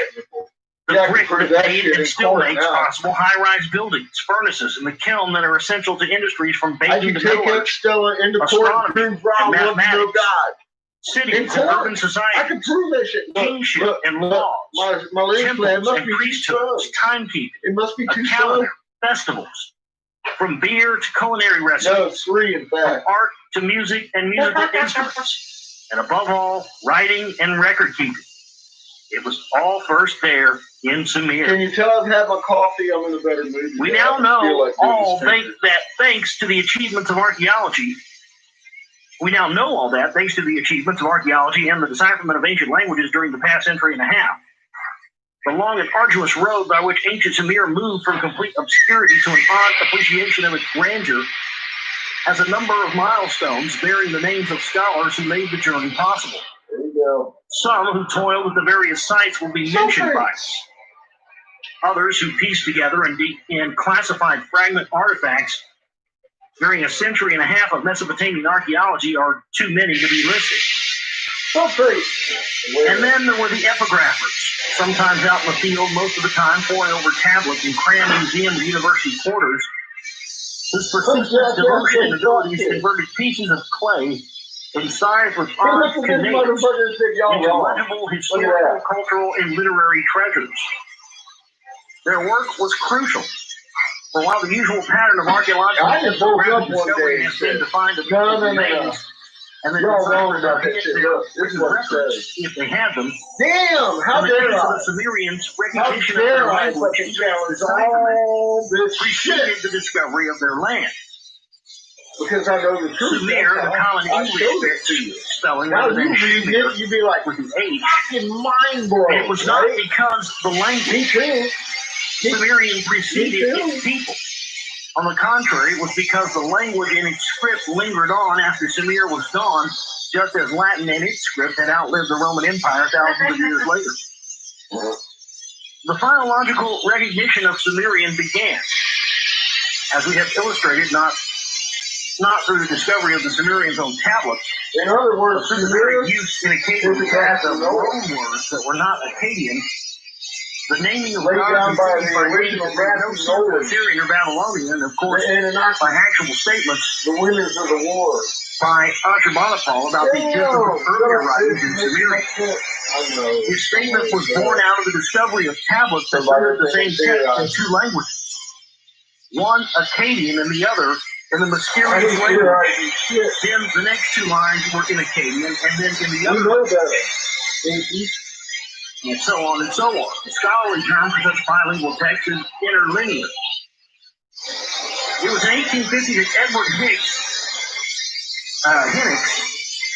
a student of Rawlinson's Behiston decipherments, suggested in a scholarly essay that an Akkadian syllabary the collection of some 350 cuneiform signs, each representing a full consonant and vowel symbol, must have evolved from a prior non-Akkadian set of syllabic signs. The idea, which was not readily accepted, was finally borne out when some of the clay tablets in the Akkadian language library turned out to be bilingual syllabary dictionaries. Lists that on one side of the tablet gave a cuneiform sign in an unknown language, and a matching list on the other side in Akkadian. My God, it's translating the alien language into our language. Jesus Christ! It does. It's oh exactly my what goodness! It does, Josh. Here's the beautiful thing. That's like the master key, so that they could communicate with us, and vice versa. Our original language that they didn't understand, that we were drawing globally, wasn't lingual at all. It was physics. We were speaking with the intent of our hearts. We read that on a wall somewhere. Oh, that's interesting. All at once, archaeology obtained a dictionary of an unknown language. Damn! In addition to tablets inscribed as a kind of dictionaries, the so-called syllabaries, various other bilingual tablets have served as an invaluable tool in deciphering the Sumerian writing and language.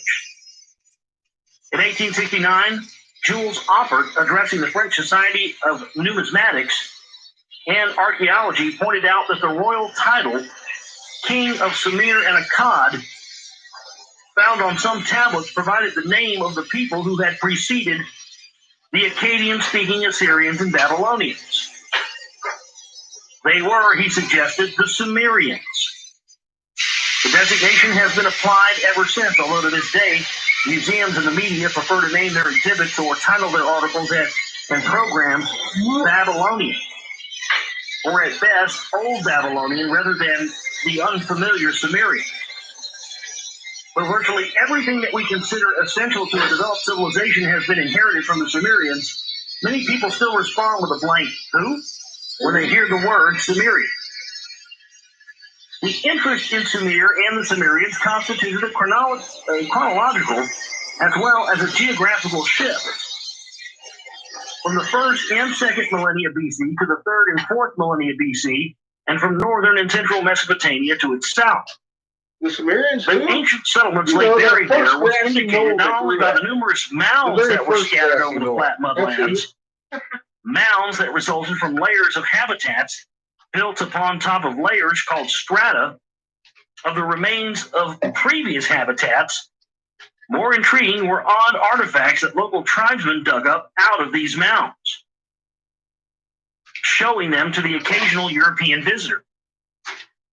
What we now know is the result of almost 150 years of archaeological toil that brought to light to varying degrees Sumir's 14 or so major ancient centers, virtually all of which are mentioned in the ancient texts. Systematic field archaeology of Sumir is deemed to have begun in 1877 by Ernest A. Sarkaz. So it burns, but I'm being okay with it. What's up, CH? How you doing, Highball? In Basra, Hi, everybody. Iraq's southern port city on the Persian Gulf. Rumors at the time were that, having been fascinated by the local trade in finds, I like asparagus. his real estate was in finding objects for private sale. He started excavating at a site locally called Tello, which means the mound. Yeah, my pain isn't really from the tooth. The finds there were so they great took that out. that they did go to the Louvre Museum in Paris, where they fill up galleries. On this bottle. It's so inexhaustible that French archaeological teams kept coming back year after year to this one site really for more than 50 years through 1933. Today. Fucking dumbass. Tello turned out to be the secret precinct, the Gersu, of a large Sumerian urban center called Lagash. I don't need no friend. Archaeological strata indicated that it had been continuously settled almost since 3800 BC. Sculpted wall reliefs dating from so-called early dynastic period, stone sculptures bearing inscriptions, in immaculate Sumerian cuneiform, Washing machine. That's and a beautiful silver vase presented by a king named Etanmina to his god, Funny how they attested do to the that high shit. level of Sumerian culture Only millennia thinking they ago. need to wash stuff. To top it all, more than I was 10,000 doing laundry inscribed last clay night. tablets I were washed all found in the couch city's fucking library, cushions. the She importance got of which pissed will be on discussed everybody. later on. Some inscriptions and texts named a continuous She goes into heat. He starts marking everything as his territory, including me and my pillow. So as you've noticed, I've been chasing him the fuck out of my little room. And we just had to do the whole fucking couch cushions and all that because he went across just peeing everywhere she had laid. And I was like, man, that ain't okay, Chico. What the hell's wrong with you, boy? He was like, I started wagging his tail. I said, yeah, that's right. He's a complete fucktard. He has no brain cells to tell him that he's been bad or what he's done to be bad. So there is no discipline in Chico. There's just, he's dumb. We accept it. So I need a washer too. It's essential. Oh, my house was smelling like Chico piss. I can't have that. line of kings of Lagash, who reigned from circa 2900 BC to 2250 BC. It's fun when you have An dogs. uninterrupted reign of almost 7 centuries. Clay tablets and commemorative stone plaques recorded large construction undertakings, irrigation, and canal projects. There was trade with distant lands and even conflicts with nearby cities. Most astounding were the statues and inscriptions of a king named Gudea.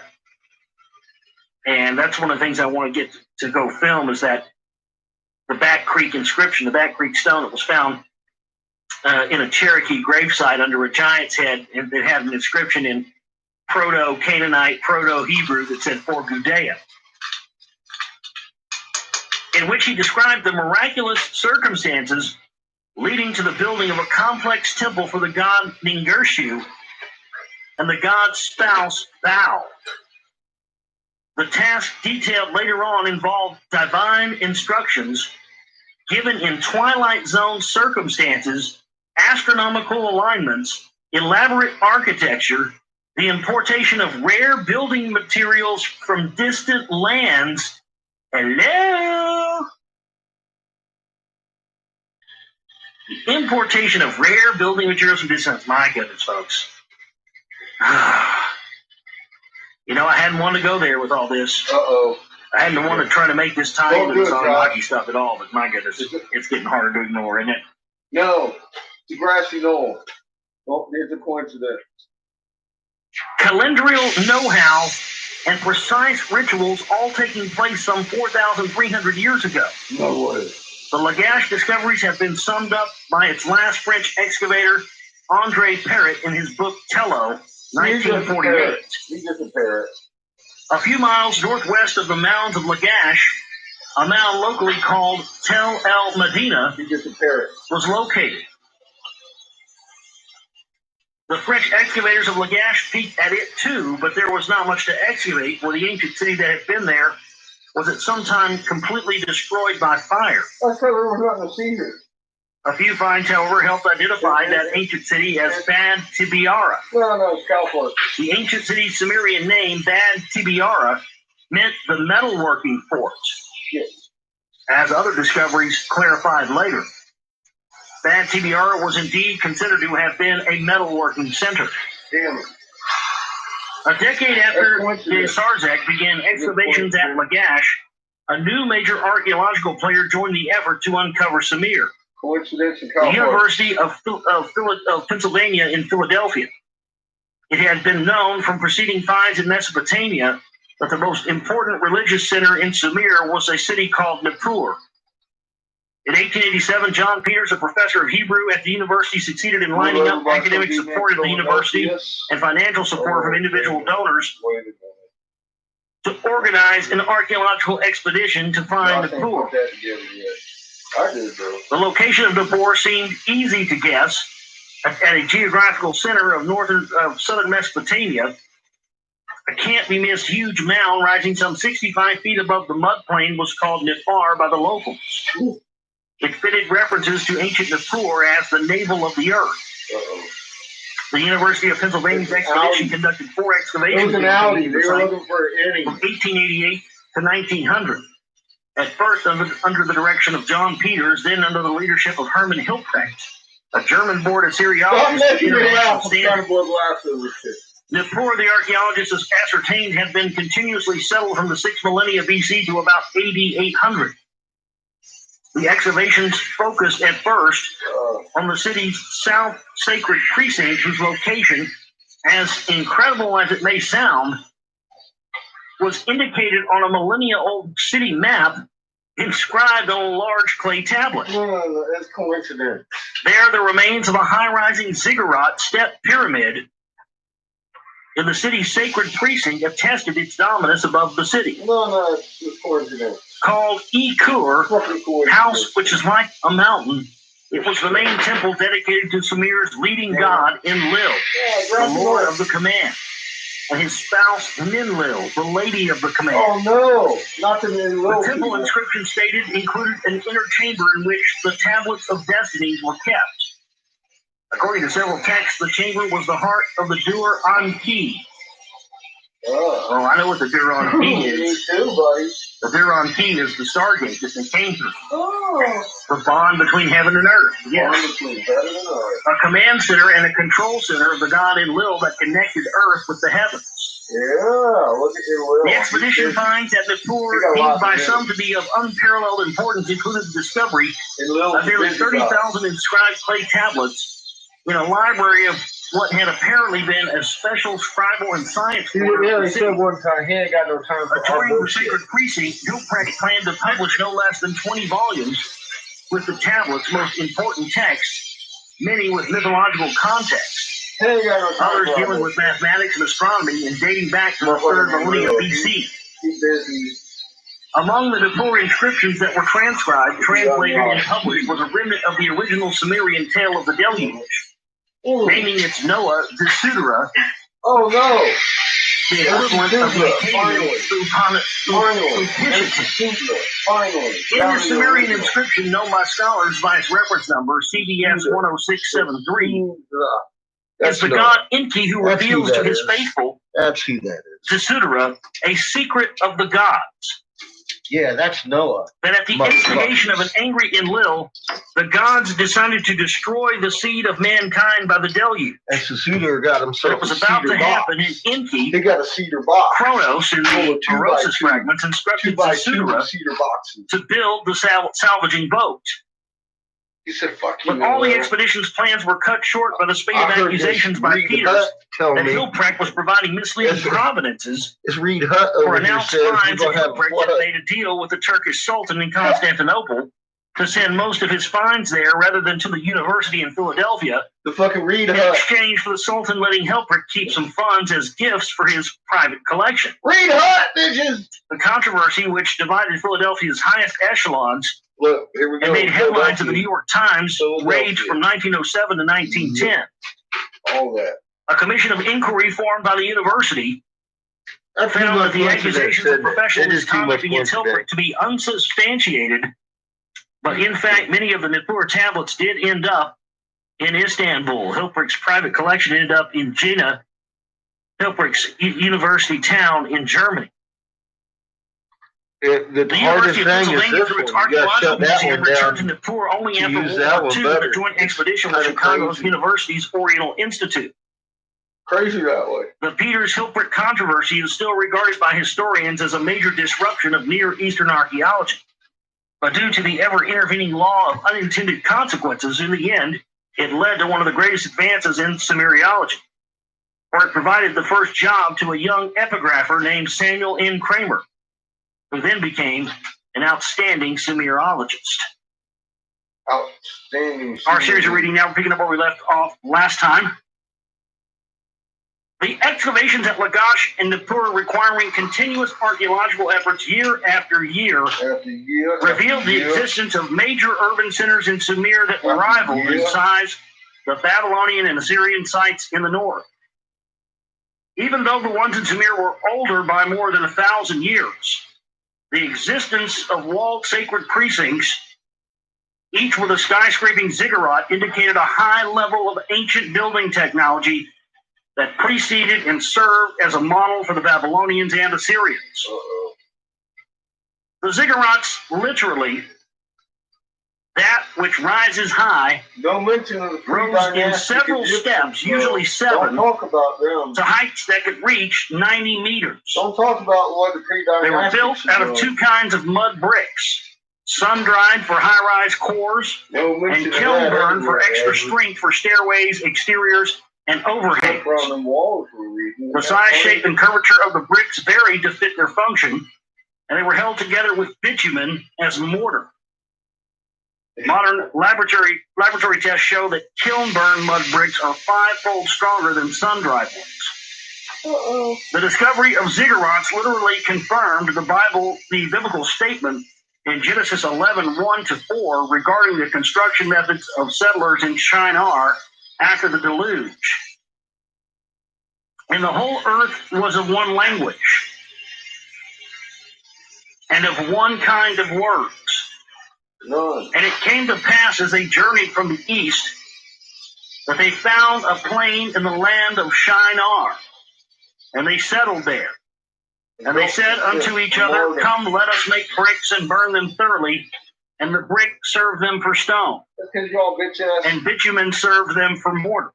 Fucking poodles. And they said, Come, let us build a city, and a tower whose head shall reach heaven.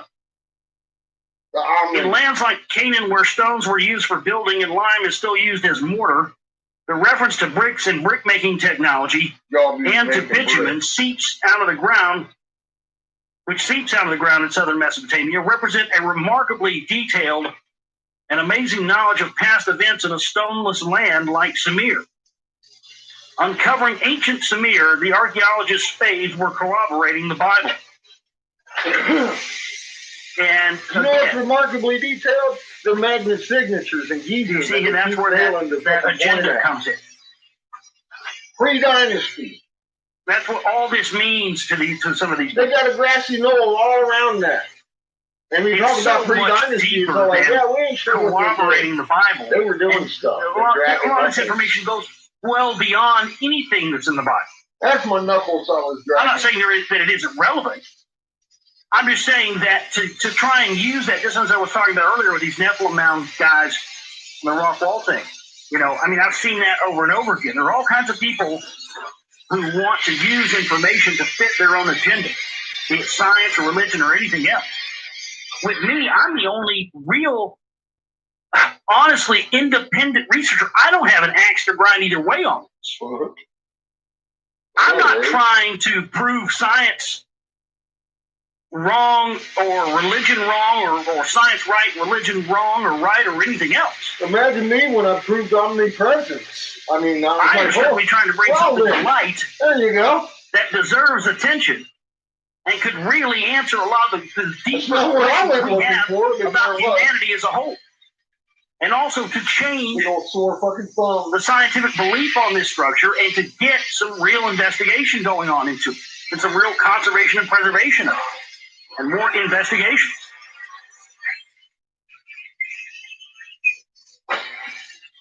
Besides the various technological accomplishments of those settlers in the plain between the Euphrates and Tigris rivers, they also included the wheel and wagon, the kiln, metallurgy, medicines, textiles, multicolored apparel, musical instruments. There were countless other firsts of what are still deemed essential aspects of an advanced civilization. They included a mathematical system called sexagesimal base 60 that initiated the circle of 360-degree timekeeping that divided day and night into 12 double hours.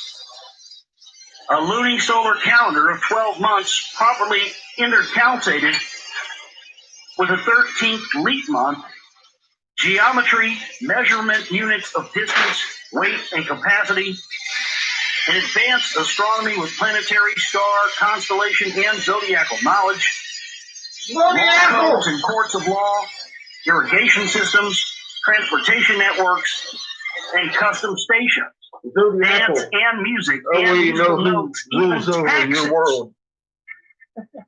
as well as a social organization based on kingship and a religion centered at temples with prescribed festivals and a specialized priesthood.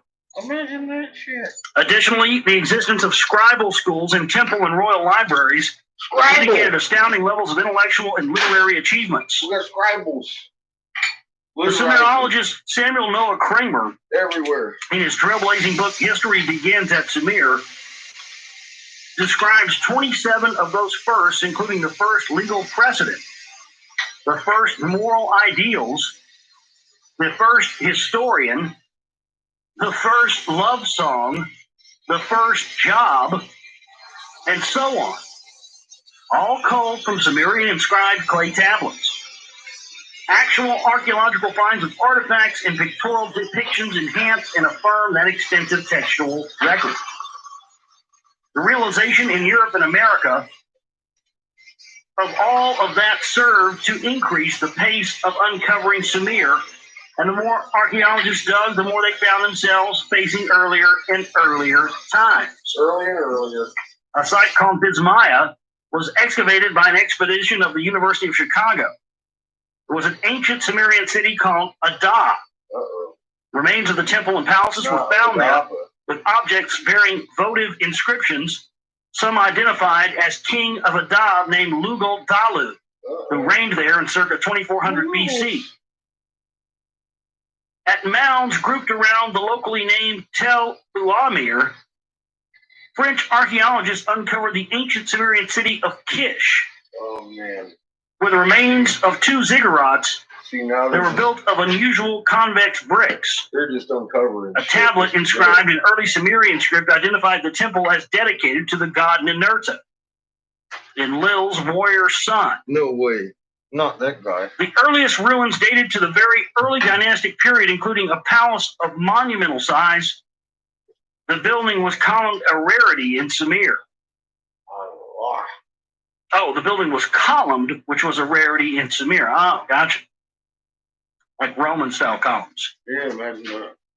The finds in Kish include remains of wheeled wagons and metal objects. Inscriptions identified two kings by their names, Mes Alim and Lagal Mu. I'm gonna have to. It was later determined that they reigned at the start of the 3rd millennium BC.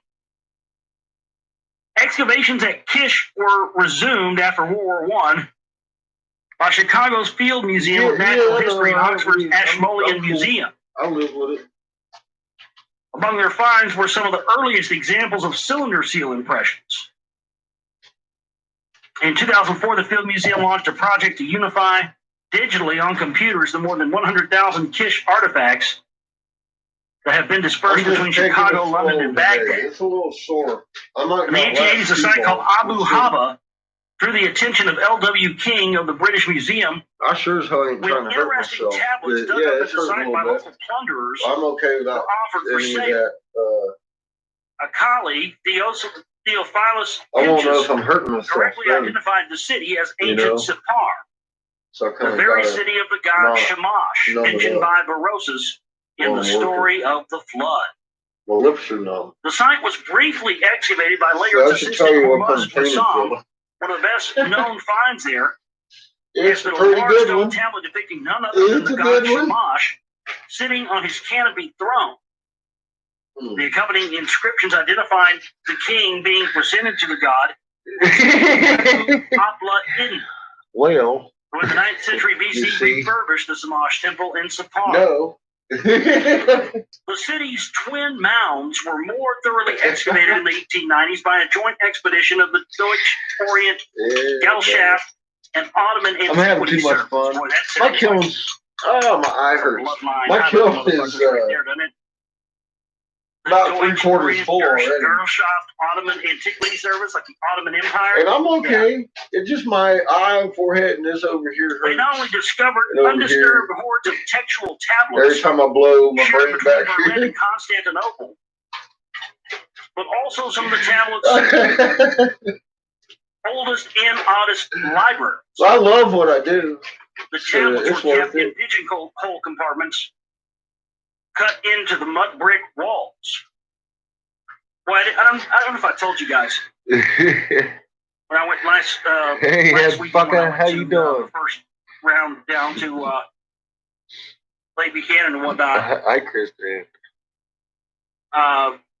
We were in Austin. Are you behaving yourselves, guys?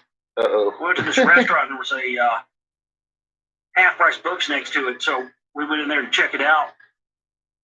They had, man, if I had $200, I would go and buy this in a heartbeat. They had like who? Josh Reeves? Yeah, it's a good shit. It's a Madame Blavatsky collection. He's like reading off of Sitchin.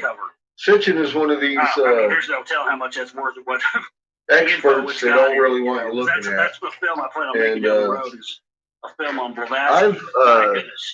Just as a side note, I have went and looked up the actual texts and had Google read the actual text to me because it's so repetitive. I'm not going to sit there and fucking read it. It's fucking pages long. These texts exist, and they read very much like he's saying they read. And they very much mention that the whole system, number one, the highlight in the cuneiform for the most part is Planet Heaven. Sitchin's versions accentuates this Nibiru thing. And that's only its name for a certain part of its passion, as I understand. But it also mentions several times it travels with suns and other planets and stuff like that in the actual cuneiform texts. So he does kind of dumb it down a little bit. But he takes out, like, if they meet 5 different people and they have one thing to explain, they'll explain every aspect of that one thing to each an individual person, like a verse in a song. And they'll be like, then we ran across X, Y, and Z and told him about the fucking human, which had intelligence from inky seed and this and that and the other thing, and he begat. And they can go on a whole fucking paragraph. It repeats every time they introduce a new person, so it gets really fucking boring at some point. So, like I said, I had my Google Reader read it to me. How do I know it's reading everything? Because it also reads the fucking commercials. It doesn't know any difference. It reads every word on the page.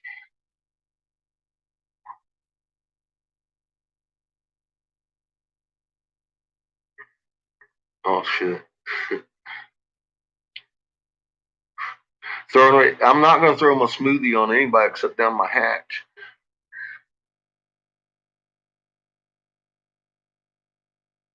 Yeah, Wormwood would be another version of Horus, pretty much, or explanation of how he's going to poison the waters and toss off all kinds of stuff at us. Yep, Earth is in prison, and she's about to break loose. And I gave that mechanics today. What's up, Pollyanna? How you doing? We have another one of them philosophical discussions about I'm hungry and I'm thinking about making a smoothie. Or wait a minute, no, we were talking about Sumerians and shit. And how they're grassy knoll. That's right. Because we was detailed motherfuckers writing in some shit that they couldn't read because it wasn't a language with phonics at all.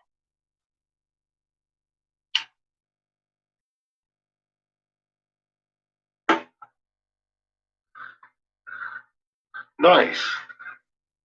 Good for you, Polly. Exactly, yeah. It has several names for each one of these sons. And they've kept it to the point that we never put them together. Well, I can say I was guilty of not doing that for a very long time. And then I started discovering, okay, we had a red sun coming in, which was news to me.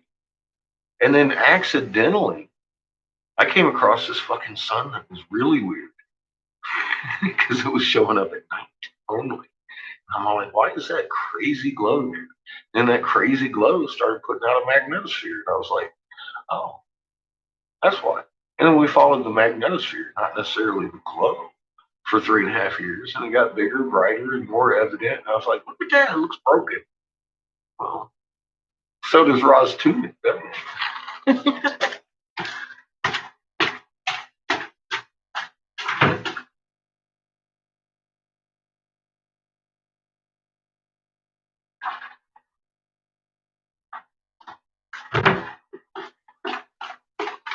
heard my sprinklers kicking.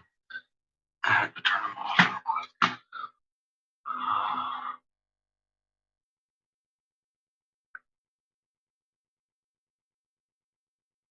No, Earth was created by our Creator. The fallen angels took possession of it.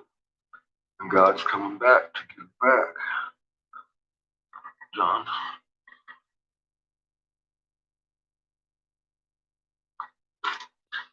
And we're listening to Bible canon right now. So you just seriously put that fallen angel in your pocket because we're talking about Bible canon here. Older books that the Bible was actually derived from. Abraham and capital city of Sumer. Yeah, well, I know, but you're giving us that version we've already heard from, King John, James, Constantine. I went through a lot of him.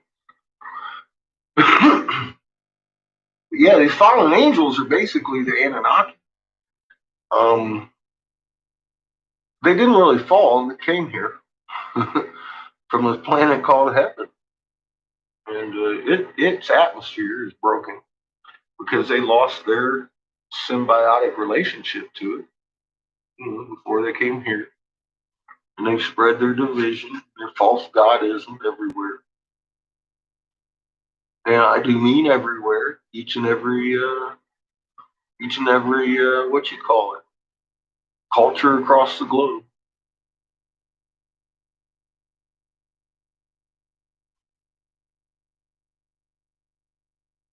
Fallen angels are afraid of COVID right now.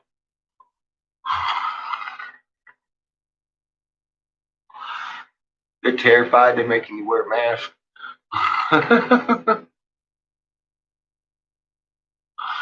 Like, I'm worried about this virus. It's a flu thing. I am hungry. That's what I'm worried about. So I'm gonna go ahead and let this play a little bit more Bible canon. That's an unbelievable. Unless y'all want to go make a sense because, of smoothie course, with me, the it ain't headquarters gonna is be much. now I'll be right back. in It's a Austin, blender. by the way. It's all I got to do is blend it. Oh, wait a minute. I forgot my cup. See, I'm excited. The library's text included tablets, colophones, explicitly stated that those were copies of texts from earlier tablets coming from Nippur, from a city called Agay, and from Babylon, or found in Sippar itself. Among them were tablets belonging to the Sumerian Atrahasis text, the Sumerian flood text. Did that indicate that Sippar had been an earlier repository of writings, as statements by Berosus have suggested? No certain answers can be given except to quote Berosus again. First, Kronos ordered Zitharos to dig a hole and to bury all the writings about the beginnings, middles, and ends in Sippar, the city of the sun god Shamash. Then the flood survivors came back to Babylon. They dug up the writings from Sippar, founded many cities, set up shrines, and once again established Babylon. Was the unique storage in cut-out compartments a reminder of the digging of holes to preserve the most ancient tablets? So that's interesting. I don't think I've ever really picked up on that before. So essentially what he's saying here is that, wow, that's utter proof that all of these stories are much older than we perceive them to be. The stories of the Bible, the stories in the Sumerian text, any of them. Because they were ancient already in one of the first civilizations there, or the first civilization there after the flood. They were ancient before the time of the flood. And these basically kept getting copied and written down and preserved and then destroyed all over again. And that right there, ladies and gentlemen, if you've ever really wanted to know how they control us and how they control this worldwide system, that's it right there. The entire world system, the New World Order, whatever you want to call it, the entire government global system of these individuals that run this whole power structure happens because of that. The original knowledge in its unfiltered form has been withheld from us. And it's so much older than we can imagine. But without the knowledge that it even exists, we don't even question when they tell us, the Sphinx is the age they tell us it is, or whatever else they tell us is old. And I think that if we ever really find out just how old these stories are, we're going to be pretty blown away. Yeah, the Earth's only 10,000 years old. Yeah, 10,000 years old. Cavemen walking around with dinosaurs 10,000 years ago. Yep, I believe it. It's the truth. Jesus said that them dinosaurs are walking around with people 10,000 years ago. It's true. Yep. Yes! Pastor Hagen used to come in here and weigh in on this one. I believe at court. Put man and dinosaurs on this earth 10,000 years ago. They were here. Josh Reeves is a liar. He tells people that this stuff is millions of years old. Josh Reeves, I wonder if you even have any proof to back up what you're saying here. Are you trying to tell me that this blood happened longer back in history than what the Bible tells us? Well, I think you're a liar, Josh Reeves. And I think I gotta go suck me some more juice. I'll see you later. That's 80 hours. Oh, jeez. Been a while. This is the pastor's come and seen us. My God. The guy's always fucking wound up, isn't he?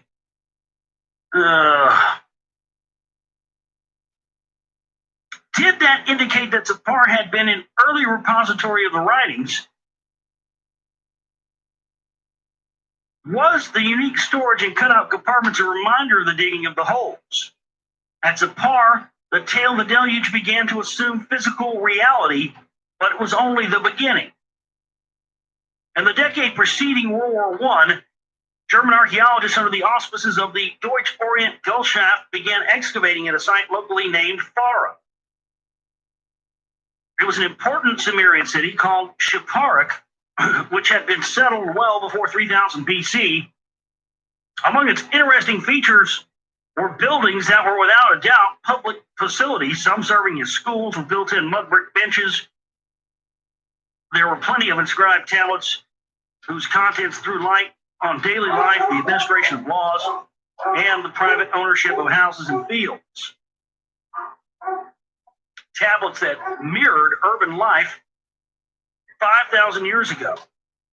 Inscribed tablets asserted that this Sumerian city had a pre-diluvial, pre-flood predecessor, a place that played a key role in the events of the deluge.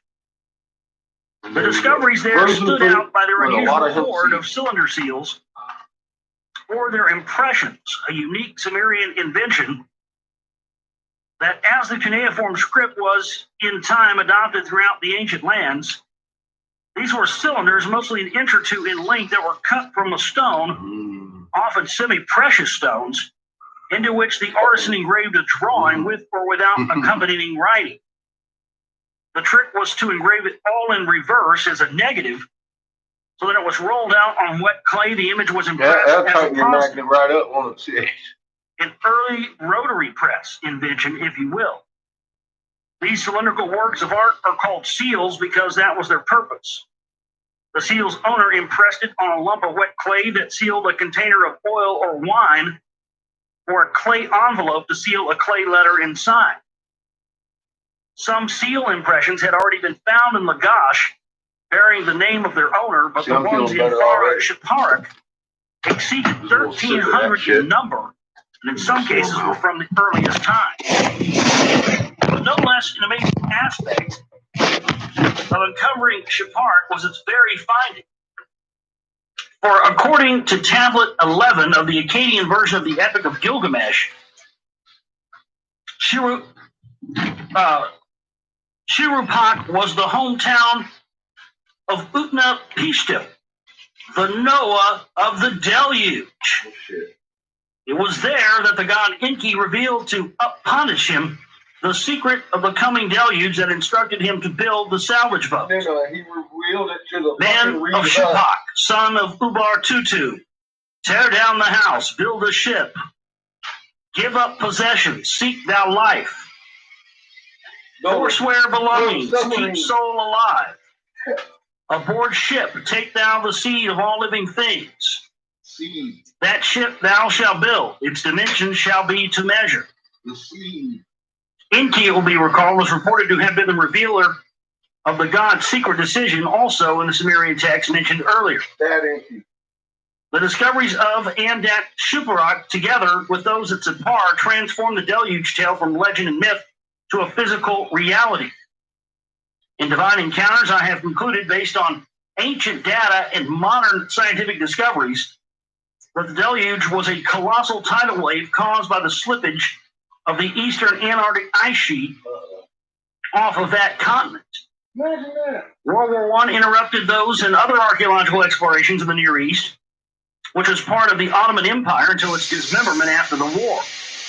Mesopotamia was left in the hands of local excavators, both official and private site robbers. Some of the finds did reach the Museum of the Ancient Orient in Constantinople and Istanbul, revealing that during the war years, excavations in Iraq had taken place at Abu Habba, ancient Sippar, but there was so much to uncover there that varied excavations have continued into the 1970s, almost a full century after excavations began there. A continuous and most determined series of excavations lasting from the end of World War I until the outbreak of World War II in 1939 took place at a southern Sumerian site locally called Warka, the very Uruk of the Epic of Gilgamesh and the Erech of the Bible. No way. Adopting an excavating technique that cut a vertical shaft through all the strata, the German archaeologists of the Deutsche Orient Gesellschaft were able to see at a glance the site's settlement and cultural history, from the latest settlement at the top to a beginning in the 4th millennia BC at the bottom. At all times since at least 3800 BC, it appeared every power from Sumerian, Akkadian, Babylonian, and Assyrian to Persian, Greek, and Seleucid wanted to leave a footprint at Uruk. Uruk, it was apparent, was a very special place. At Uruk, the German archaeologists found several firsts. The first items of colored pottery baked in a kiln, the first use of a potter's wheel, the first objects of metal alloys, the first cylinder seals, and the first inscriptions in the pictorial predecessor of cuneiform. Another first was a pavement made of limestone blocks, part of an unusual use of stones rather than the mud bricks for construction. Unusual because the stones had to be brought from mountains situated more than 50 miles to the east. The archaeologists described some of the city's stone buildings as of monumental proportions. A massive wall surrounded the city. The archaeologists found its remains over a length of more than 10 kilometers. It embraced the city's two sections, a residential one and a sacred precinct where they discovered the earliest ziggurat, a platform raised in its stages serving as a base for a temple. By the time of its excavation, it was more like an artificial mound of no less than 7 strata of rebuilding. On top, upon an artificially made platform, there stood a temple called Ana, the house or the abode of Anu. It was also known to archaeologists as the White Temple, because another unusual feature, a first, it was painted white. Next to the Iana were remains of 2 other temples. One, painted in red, was dedicated to the goddess Inanna, Anu's beloved, better known by her later Akkadian name Ishtar. The other standing with a temple dedicated to the goddess Ninarshag. Without doubt, the archaeologist Spade brought to light the city of Gilgamesh, who had reigned there circa 2750 BC, or even earlier by another chronology. As a side note, I can't let that pass. Ishtar. The gate to Ishtar, all this Babel Ishtar shit. That again is them taking over what they saw us drawing, the personification, and hiding us from ourselves. Now, she became who? The whore of Babylon. Why? Because her priests were basically hookers. Literally. Okay? For the modern version of the term of hooker, you pay them and they sex you up and make you feel better, take all your sins away and all that shit. So she was viewed as the whore of Babylon because that was like this whole thing about her temples was hooking it up. And the guy who did the Liberty, that statue of the lady, because I've heard a lot of people say that's not really a lady, it's a god Apollo. No, the fuck it ain't. That is the whore of Babylon. That is Ishtar. That indeed is a fucking female. The archaeologist finds echoed literally the very words of the Epic of Gilgamesh. She's a ho-ho-ho. Among the small finds in the 3200 to 2900 BC stratum were sculpted objects that were designated the most prized in the Iraq Museum in Baghdad. A life-size marble sculpture of a woman's head, nicknamed the Lady from Uruk, that had once been fitted with a golden headdress and eyes made of precious stones, and a large, more than 3 foot high, sculpted alabaster vase that depicted a procession of adorants bearing gifts from a goddess. All at once, Sumer's art of more than 5,000 years ago matched the beauty of Greek sculpture of 2,500 years later. Alabaster that can't be reproduced. At the southernmost part of Sumer, where the Tigris and Euphrates rivers come together in marshlands bordering the Persian Gulf site, locally called Abu Sharain, had attracted the attention of the British Museum as early as 1854. One of its experts, J.E. Taylor, reported after preliminary diggings that the effort was unproductive of any very important results. He did bring back with him some of the unimportant finds, some mud bricks with writings on them. 50 years later, 2 French Assyriologists determined from those bricks that the site was ancient Eridu. Its name meant house in the faraway built, and it was Sumer's first city. It sure was in the Eridu. It took 2 world wars and the time in between for the first methodical and continuous archaeological excavations to take place at the site, under the auspices of the Iraqi Directorate General of Antiquities. As the archaeologists dug away, occupation stratum after occupation stratum, from the latest on the top to the earliest at the bottom, they uncovered no less than 17 levels above the first one. They could count time backward as they kept excavating. 2500 BC, 2800 BC, 3000 BC, 3500. When the spades reached the foundations of Eridu's first temple, the date was circa 4000 BC. Below that, the archaeologists struck virgin mud soil. The city's original temple, which had been rebuilt time and time again, was constructed of fired mud bricks and rose upon an artificial level platform. Its central hall was rectangular in shape, flanked on its 2 longer sides by a series of smaller rooms, a model of other temples in millennia to come. At one end, there was a pedestal, perhaps for a statue. At the other end, a podium created an elevated area. The astounded excavators discovered there at levels 6 and 7 large quantities of fish fish bones mixed with ashes, leading to the suggestion that fish were offered there to the god. The excavators should not have been puzzled. The temple was dedicated to the Sumerian god Ea, whose name meant he whose home is waters. Ea is also Oannes.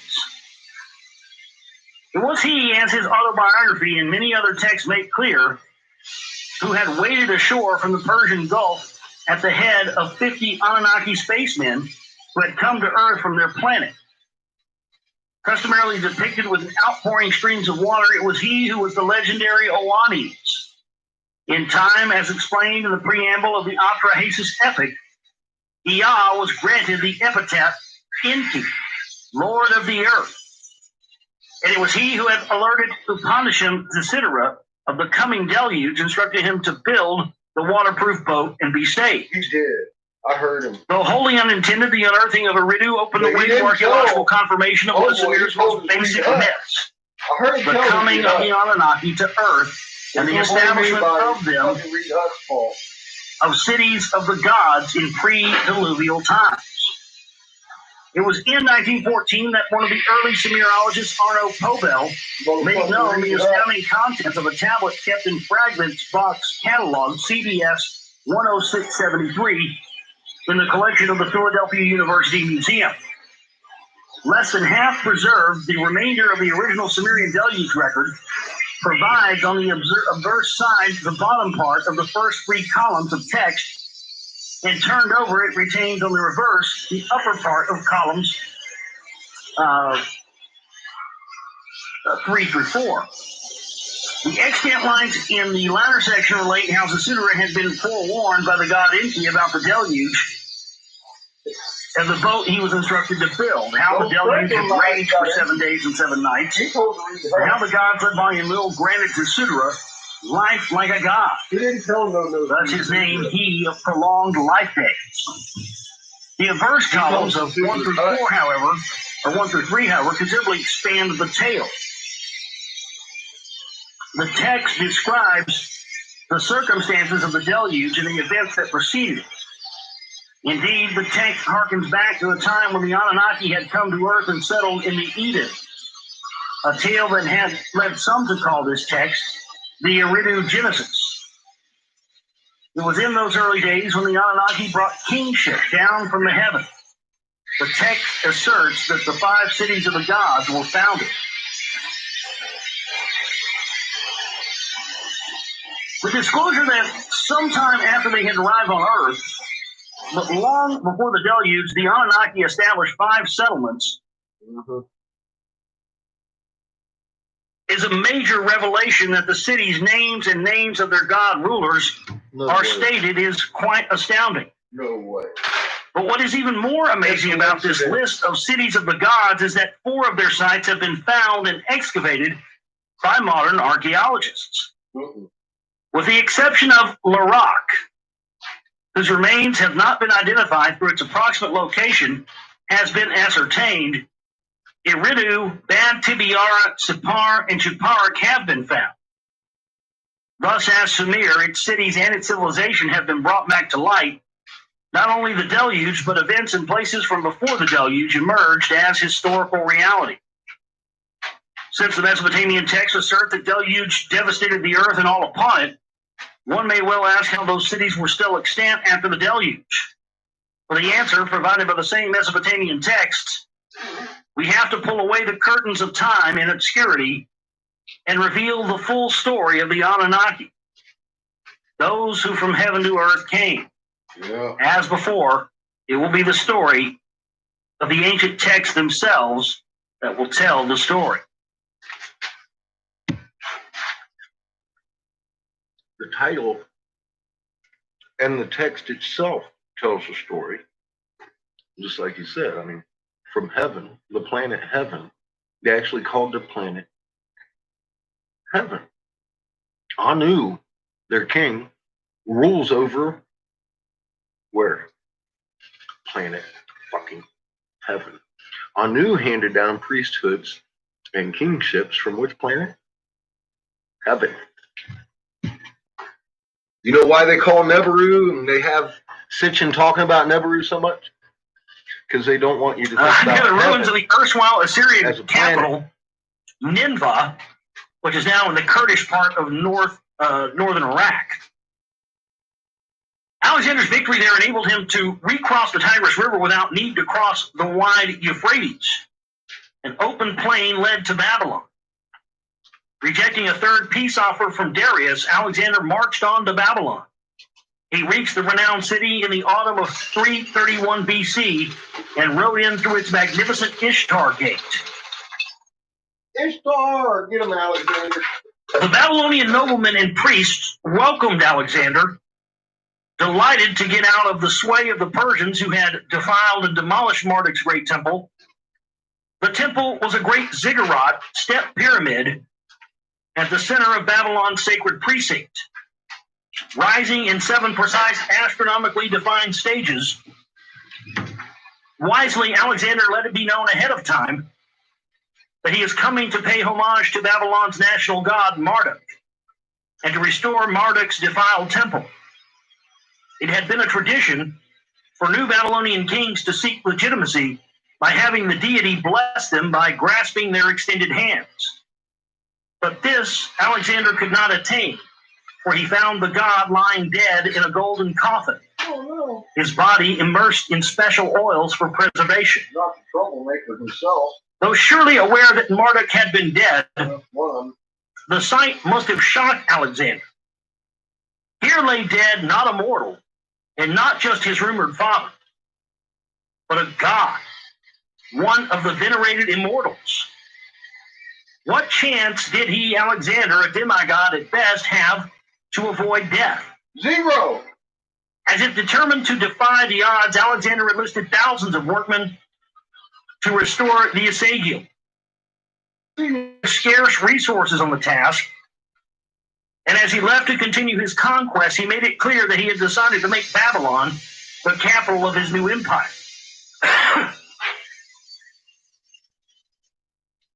In 323 BC, Alexander, by then master of the Persian Empire from Egypt to India, returned to Babylon, but Babylonia omen priests warned him not to re-enter the city.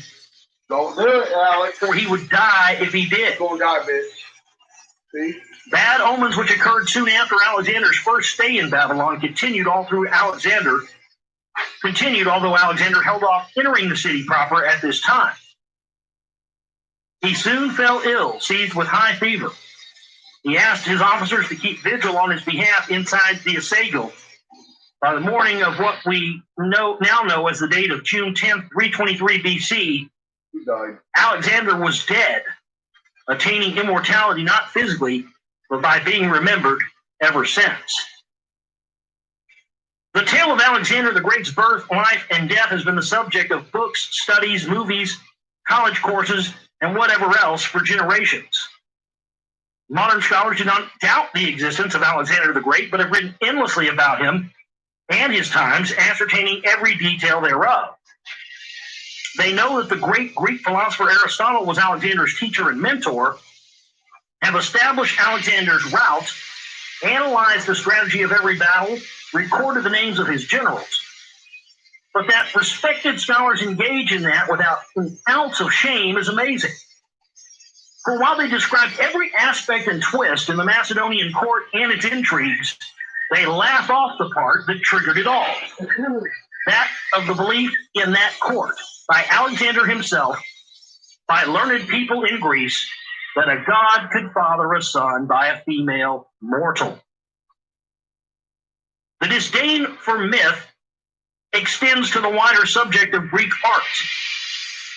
Volumes that make private and public bookshelves buckle deal with every minutia of Greek art in its varied styles, cultural backgrounds, geographic origins, etc. Museums fill up galleries with marble sculptures, bronzes, painted vases, and other artifacts. And what do all of them depict? Invariably, anthropomorphic gods, heroic demigods, and episodes from the so-called mythical tales, as this depiction of the god Apollo, blah, blah, blah, For reasons that defy understanding, it is the norm in scholarly circles to classify the records of ancient civilizations thus. If the ancient tale or text deals with kings, it is considered part of the royal annals. If it deals with heroic personalities, it is an epic. But if the subject is gods, it is classified as myth.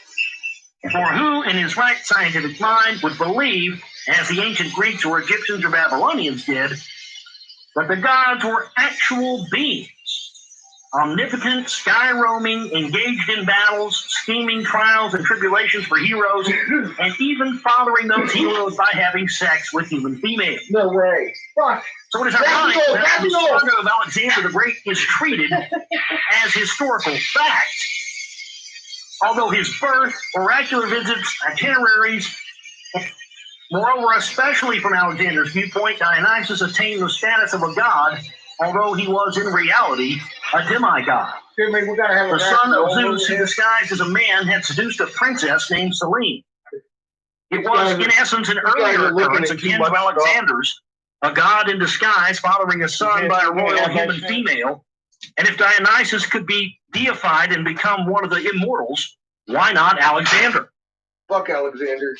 Previous seekers of Siwa's oracular pronouncements included two famous generals, Cimon of Athens and Lysander of Sparta. Myself, natural. Even more significant for Alexander I'd like to see was the demigod Perseus, another love child of Zeus, who managed to slay the monstrous Medusa without turning into stone. That'd be good enough to just see. The legendary hero Hercules, famed for his challenging 12 labors, was also said to have consulted the Siwa oracle.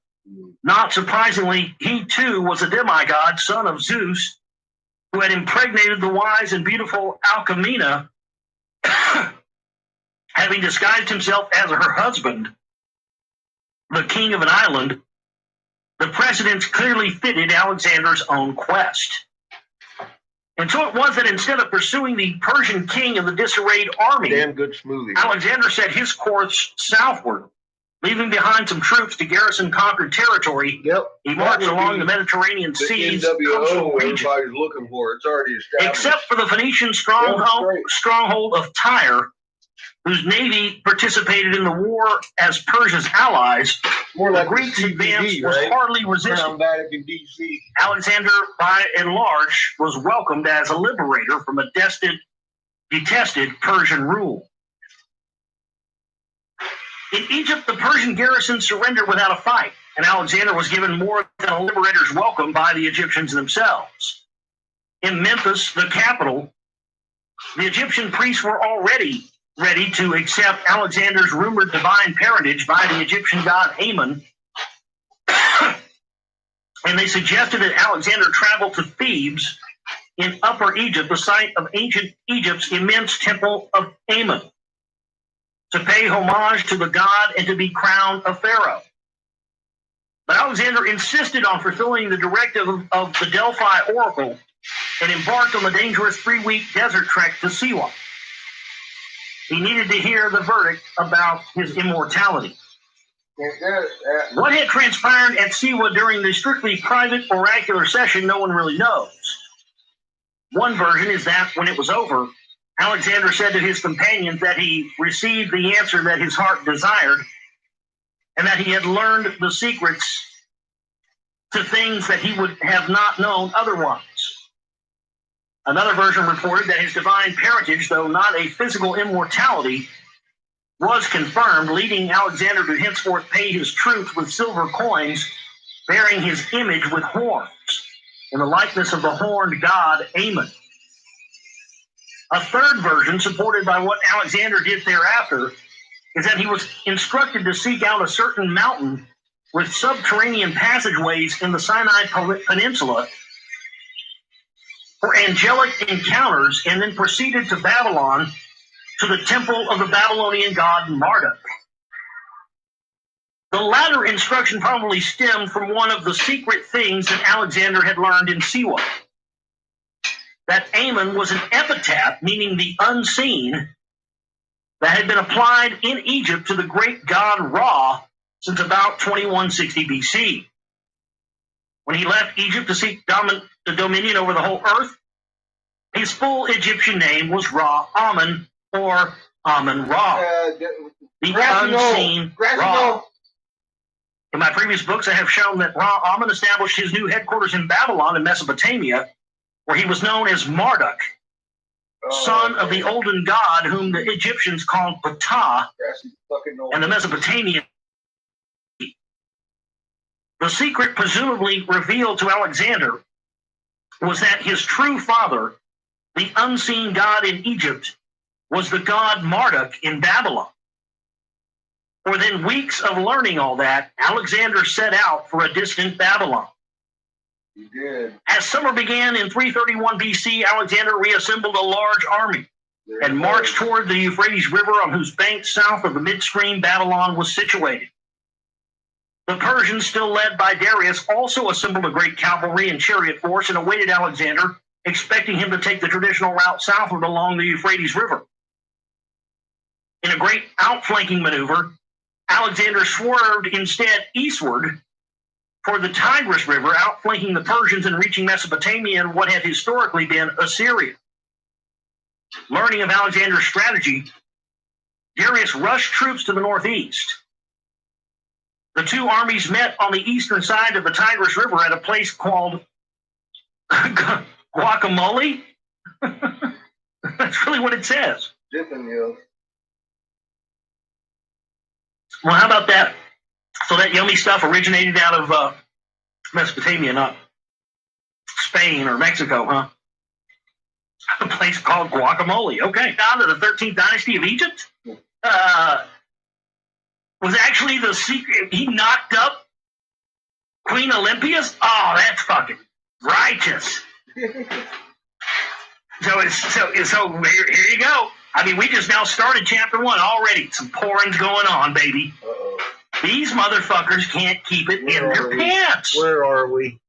Are we in chapter 1 again? And I think that right there is a perfect microcosm for the divine right to rule the earth. So let's go over here to 5. Chapter 5.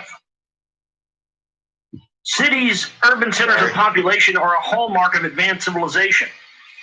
The Sumerian tablet that relates the tale of the first 5 cities on Earth is thus the record of the start of advanced civilizations on Earth. Cities imply specialization between farming and industry, have buildings and streets and marketplaces, develop commerce and trade, entail transportation and communications, need record keeping, reading, writing, and arithmetic. They also require an organized society and laws. They have an administrative hierarchy, appoint or anoint a chief executive. In Sumer and thereafter virtually everywhere else, that was a lugal, rendered king in translation. The Sumerians denoted these elements of advanced knowledge and the sum total of civilization in the term nam lugal la, a term usually translated kingship. And kingship, the Sumerians asserted, was brought down to earth from the heavens.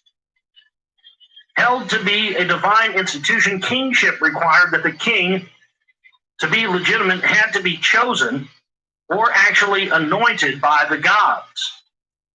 Accordingly, throughout the ancient world, the succession of kings was meticulously recorded in king lists. In Egypt, as we have seen, they were arranged by dynasties. In Babylonia and Assyria, in Elam and Hatti, in Persia and beyond, and in the Bible with its 2 book of Kings. The king lists name successive rulers, giving their lengths of reign and occasionally a brief biographical note. In Sumer, where kings ruled in numerous city-states, the main list was arranged by the royal cities that served as a land's central or national capital at any given time, a function that rotated from one major city to another. And Sumer's most famous and best preserved king list begins with the statement, quote, "When kingship was brought down from heaven," a statement that matches the opening verses of the tale of the pre-diluvial cities of the gods that we have just quoted. After the blank of kingship was brought down from heaven, and after the lofty crown and throne of kingship were lowered from heaven. Those assertions, it should be clear, were not meant just to enshrine kingship with divine status.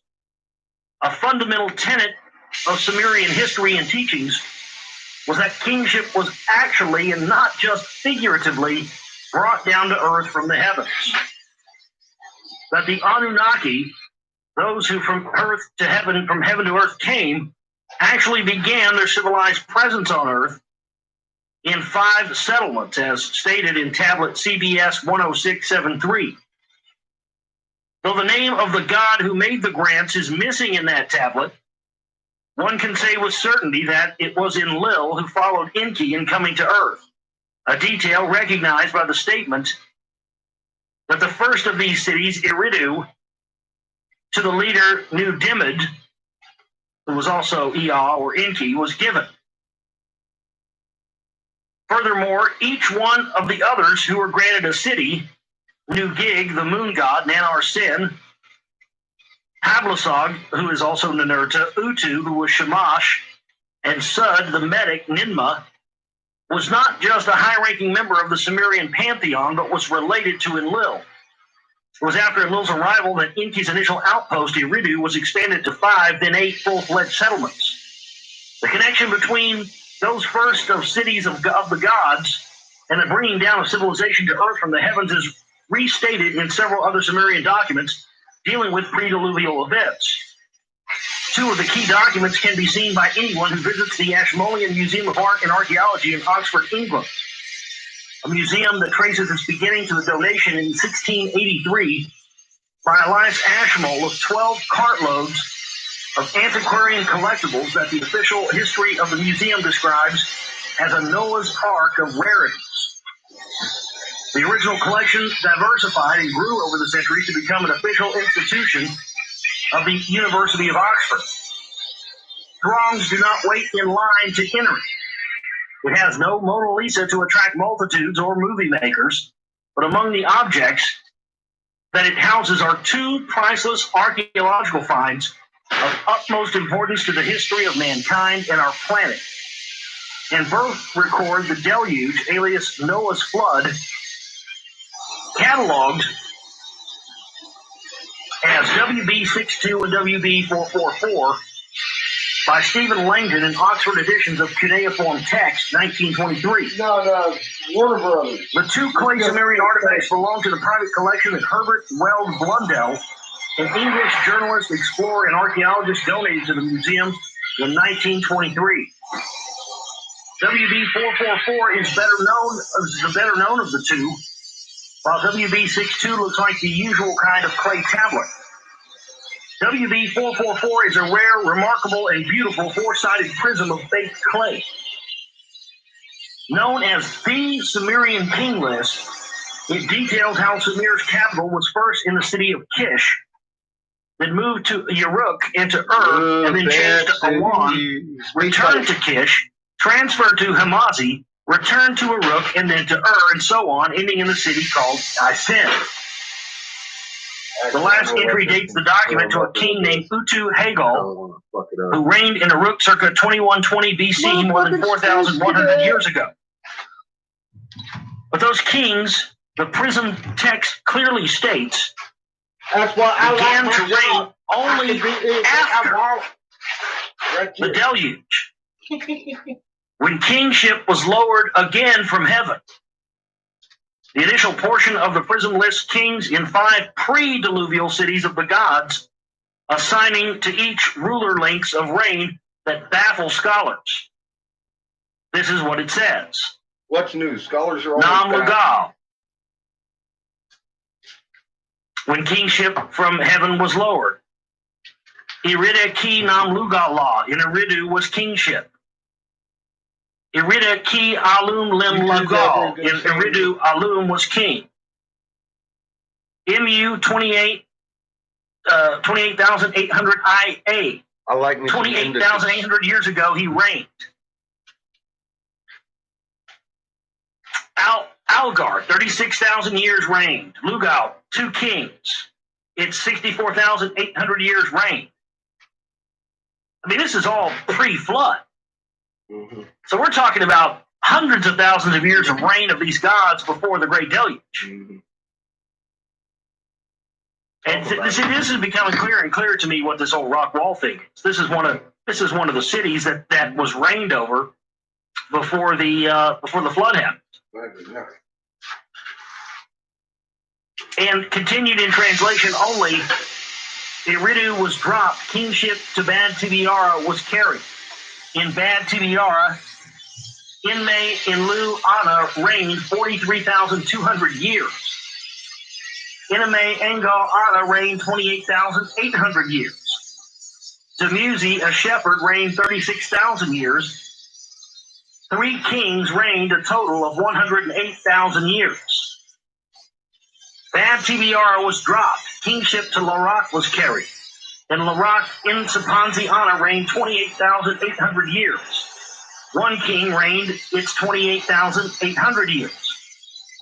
Larak was dropped. Kingship to Sapar was carried.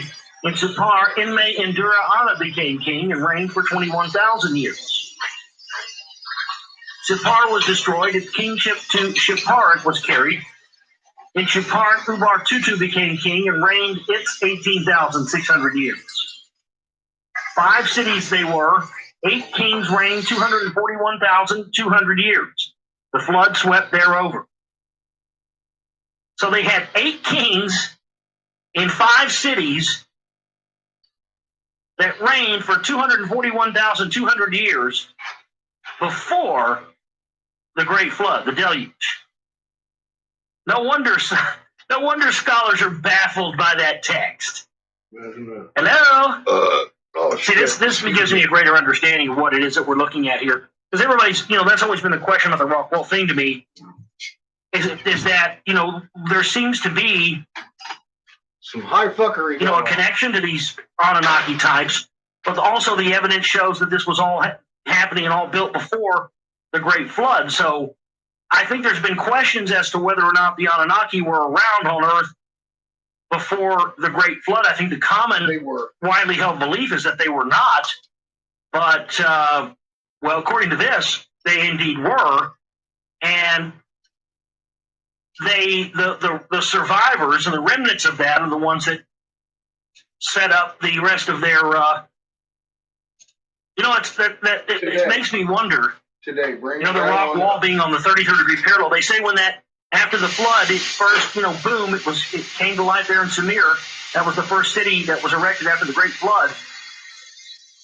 And, I can't help but wonder and think that if the rock wall, specifically being built on the 33rd degree parallel, was one of the cities that was reigned over for 241,200 years, as it says here, and as it says in this text that's in the museum at Oxford that was donated by this guy in 1923.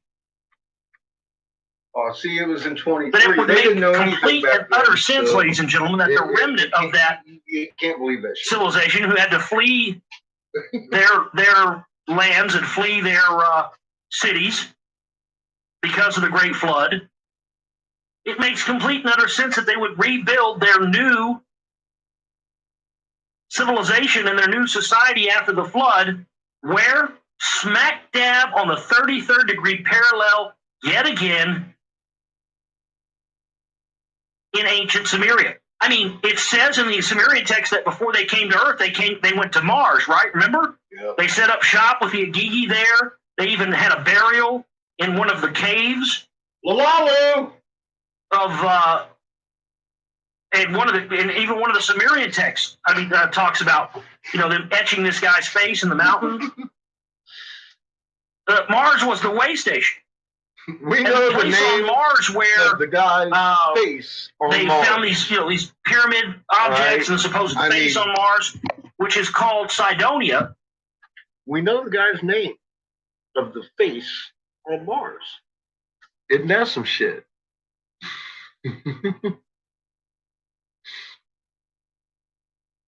Yeah, it's funny how numbers keep coming up.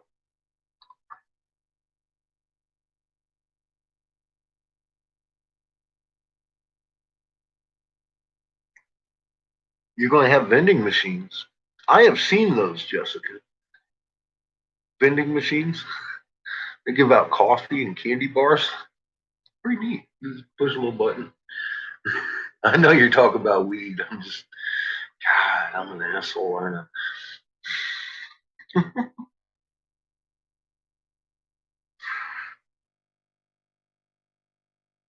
Well, I know what 66.6 is. That's how many degrees we tilted to oppose the ecliptic by 90. Fucking numbers.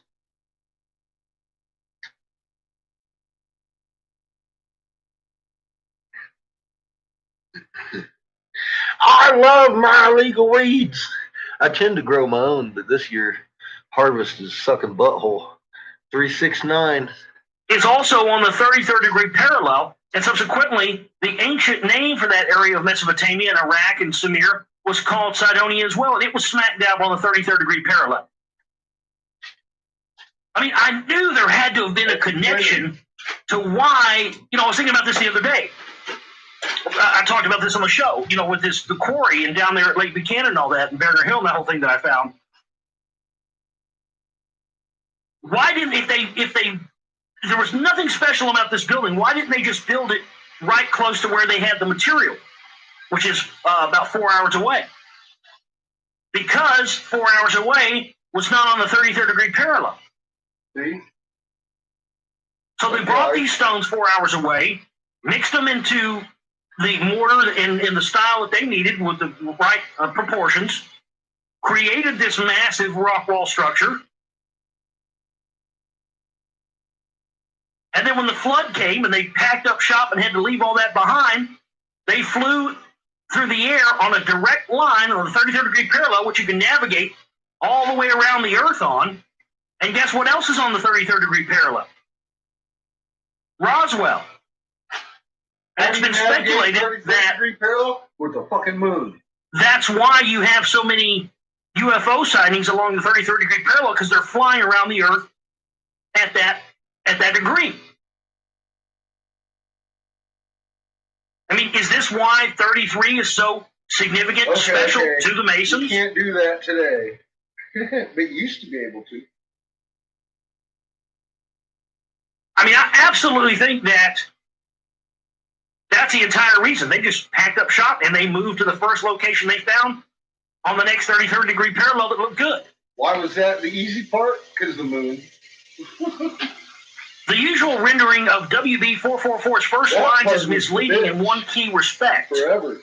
In the original clay document, the numbers of the links of range are given in SAR units. Up and down, they had that shit using down. the numerical sign for 3,600. Aluminum's reign in Eridu is not stated 28,800 years, but it's listed as 8 shars, or SARs here. Alaugar's reign was not 36,000 years, but 10 SARs, and so on down the list of pre-diluvial rulers. The SAR units in this prism are the very Saros of Berosus. Significantly, the SAR unit of reign applied only to the pre-diluvial rulers of the cities of the gods. The unit of count changes to regular numbers in the post-diluvial part of the document. No less significant is the fact that this list of rulers names the very same first 5 cities in the exact same order as does tablet CBS 10673. But rather than naming the gods whose cult center each city was, WB4444 lists the king's administrators of each such city. As a major study by William W. Hallow, the antediluvian cities has established both documents, records, and a canonical tradition of regarding the start of civilization, kingship on Earth, beginning in Eridu and ending in Shipparak at the deluge time. One cannot fail to note that WB444 does not mention the hero of the deluge, Zisudra, among the 8 kings it names. Embracing the cities and reigns from the start in Eridu to the diluvial finale in Shirapik, its list ends with Ubar Tutu and not with Zisudra. But as tablet 11 of the Epic of Gilgamesh clearly stated, the hero of the deluge, Ziusudra, was the last ruler of Shuruppak, and he was the son and successor of Ubar-Tutu. Various discoveries of other complete or fragmented similar tablets leave no doubt that a canonized text from which copies and copies of copies were made did exist in regard to the pre-diluvial cities of the gods and their rulers. And in the course of such copying, errors and omissions took place. One such little-known tablet is kept in a private collection in the Carpelli's Manuscript Library in Santa Barbara, California. It, too, names 8 kings and 5 cities, but its different reign lengths add up to 10 great Tsars, which equals only 22,600 years. Oh, only 22,000 years. So only 22,000 years as opposed to 241,000 years. Oh, it's awful. My God, you're still talking about somebody who ruled here for 200,000 plus years. Give or take 20 or 40,000 years here or there. Okay, why is that a big deal? The glaring omissions of Ziusudra are corrected in another tablet called by some scholars the Dynastic Chronicle.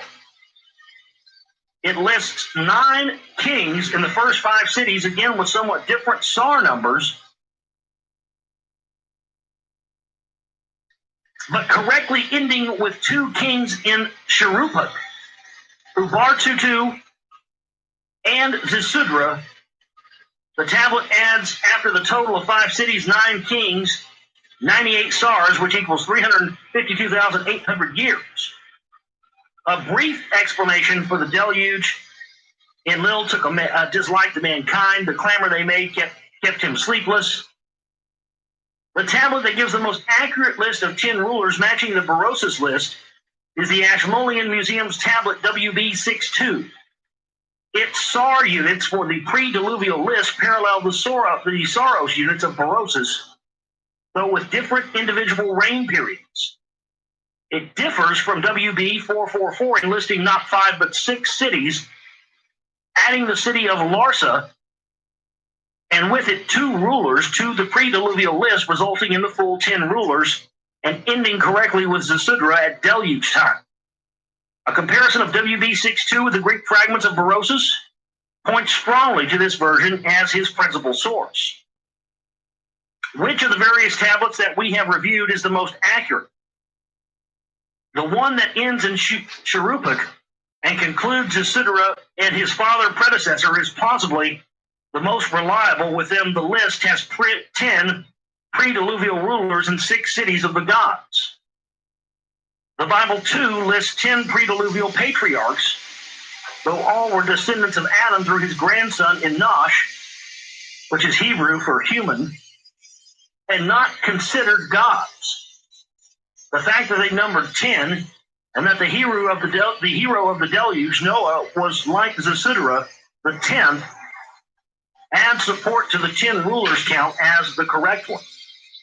Despite the varying individual reign lengths, the various tablets unanimously agree that those successive rulers reigned from the kingship that was brought down from heaven until the deluge swept there over. Oh my goodness, see, that makes so much sense now.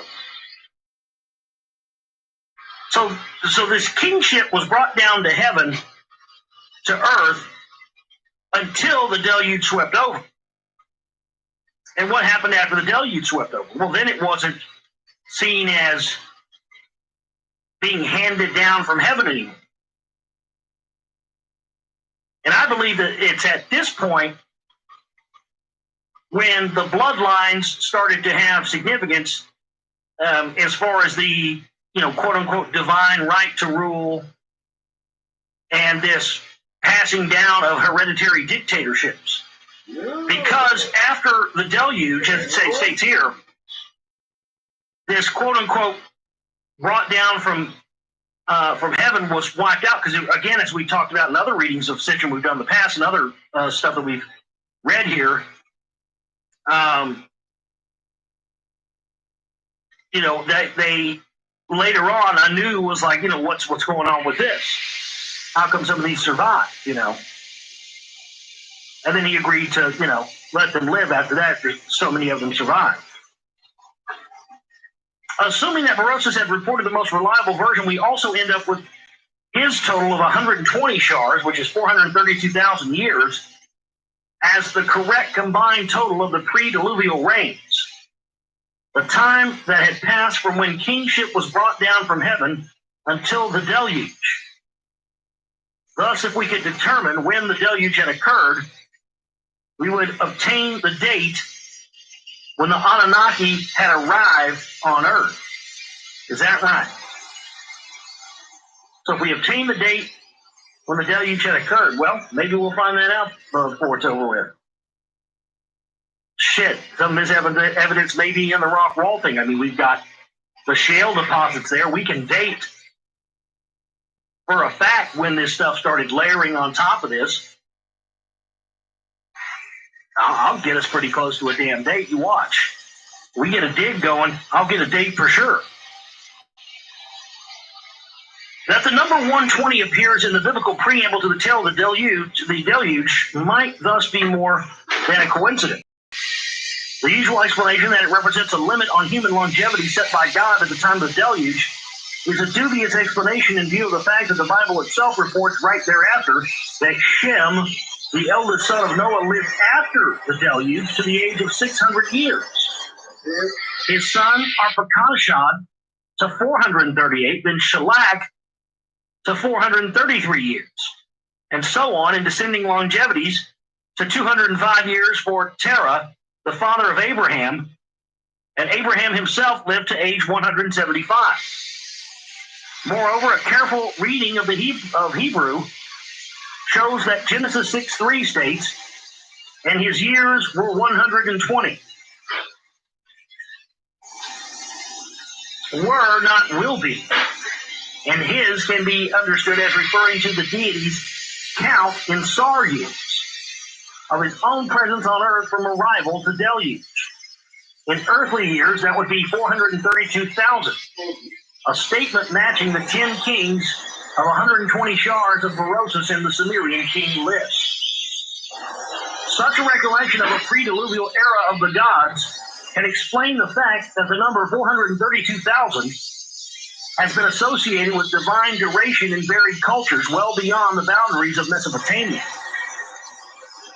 It forms, for example, the core of Hindu traditions about the ages of the yugas of Earth, mankind, and the gods. The Kata Yuga, the Great Yuga, of 320,000 years was divided into 4 yugas, whose diminishing links were expressions of 432,000 years. The golden fourfold age, 432,000 times 4.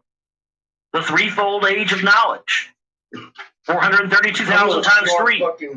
The twofold age of sacrifice, 432,000 times 2. And finally, our own present era, the age of discord, 432,000 times 1. According to the Egyptian priest Mantheo, the duration of the world was 2,160,000 years. That equals 5 eras of 432,000, or 500 shar years, 3,600 years times 500, which is 2,160,000. Yeah, that's good. Whoever got off of Prozac, that's good. Let me get a drink real quick. That you got off of it. Not the Prozac's good. It's good that you got off. It's no good. The date of the Lord Brahma of 4,320,000,000 years equal 1,000 great yugas, reminding one of the biblical statement that in the eyes of a god, 1,000 years are just as one day. In Hamlet's Mill, 1977, Professors Giorgio Di Santia and Hertha von Deschen cite additional instances of 432,000, serving as the point where myth and science join up. Modern scientific discoveries that have been presented in detail in Genesis Revisited and Divine Encounters had led me to conclude that the Great Flood was a huge tidal wave caused by the slippage of the ice sheet off Antarctica. Yeah. The elimination of that ice box, I have suggested, caused the abrupt end of the last ice age circa 13,000 years ago. The continent of Antarctica was discovered only in 1820, yet it was already shown on the 1513 map of the Turkish Admiral Piri Reis as described in Divine Encounters. The slippage also explains the puzzle of other pre-discovery mappus mundi, such as the 1531 Aratus Phineas map that shows Antarctica as though seen from the air and ice-free. The contours of the Antarctic continent under the ice cover were determined by radar and other modern means only in 1958. The abrupt end of the last ice age has been the subject of numerous studies, including an intensive investigation during the 1958 International Geophysical Year. The studies confirmed both the abruptness and timing about 13,000 years ago of the ice age's ending in Antarctica, but left unexplained the reasons for the phenomenon.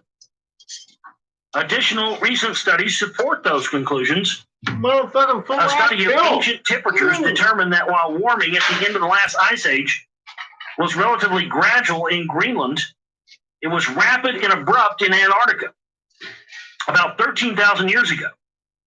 Another study of ancient sea levels confirming that Antarctica's ice sheet collapsed abruptly concluded that due to the topography of the continent and its surrounding seabeds, the tidal wave was at least 3 times higher than hereto calculated, reaching its maximum impact some 2,000 miles away.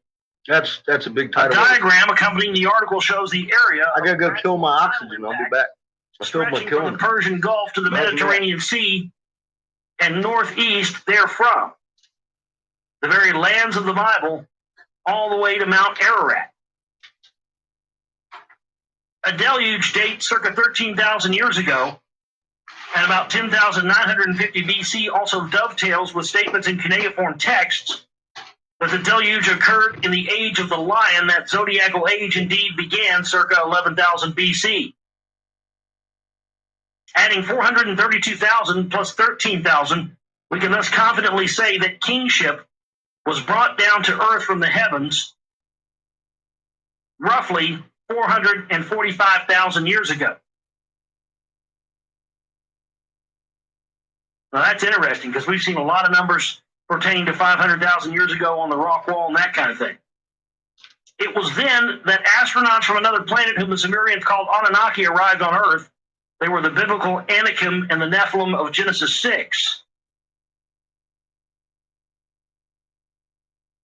The various lists of pre-diluvial rulers unanimously agree that Eridu was the first city on Earth. The name Eridu literally means house in the faraway built. It is a word that has taken root in many languages throughout the ages to denote Earth itself. Earth is also called Erde in German, from Erda in Old High German, Jorda in Icelandic, Jord in Danish, Ertha in Gothic, Erthe in Middle English. It was called Ereds in Aramaic, Ertz in Kurdish, and to this day, Eretz in Hebrew. It is also important to remember that the various lists of reigns in the initial cities of the gods are lists of their successive chief officers, and not the names of the gods to whom those cities were granted as cult centers. All the lists agree that Alulim and Alagar were the first rulers in the first city, which was Eridu, but as is clearly stated in the tablet CBS 10673, Eridu was forever granted to Nudia Muhammad as an epitaph of Yah Enki that meant he who fashions artifacts. It remained his cult center forever. No matter. So I've still got 1,200 pounds of oxygen left too. That was one of my main motivations for blowing today, to see if I could blow today. 1, and 2, if I could, do I have enough oxygen to last the weekend? Yes, I do. Ugh. So I don't have to go anywhere to refuel at the moment. Motherfucking nap time, bitches. See? See, I'm highly motivated. Give me some rest, and then I'll come back and do it again. Fully rested. See? That's my secret.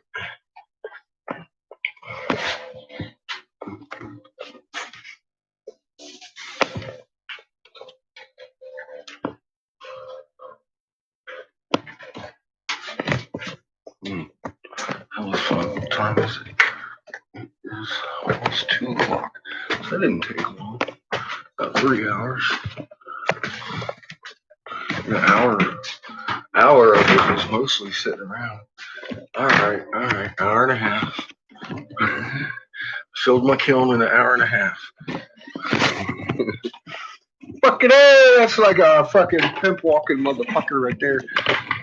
Killing for an hour and a half. Who ever heard of such a thing? You just saw it here live on Catfish Corner.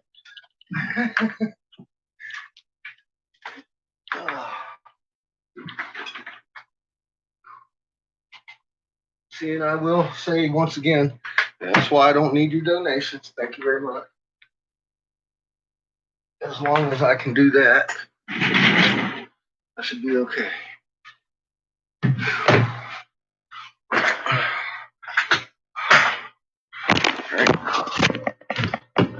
So, hope that was fun for you. I am going to have a good nap.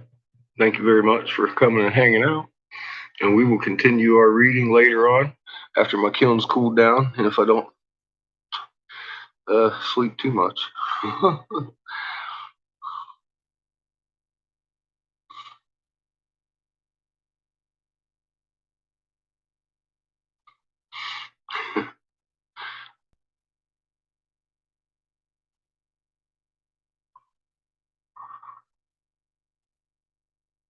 That's my kid's growing taller than I am. CH. I'm getting there. I'm about 6'1". So that's fun. The small girls are. I know. See, Jessica, I have a history with y'all small girls. That's why I'm a monk. Okay. I love y'all too much. Yeah, I've got clove oil. I've got all that stuff. I'm just trying to tough it. Rough it and tough it. That way I can feel it. Heal it. It's okay. It ain't that bad. It's just a little steady burn. All right, y'all. You have a good evening. Maybe back tonight. We'll see. Ain't sure.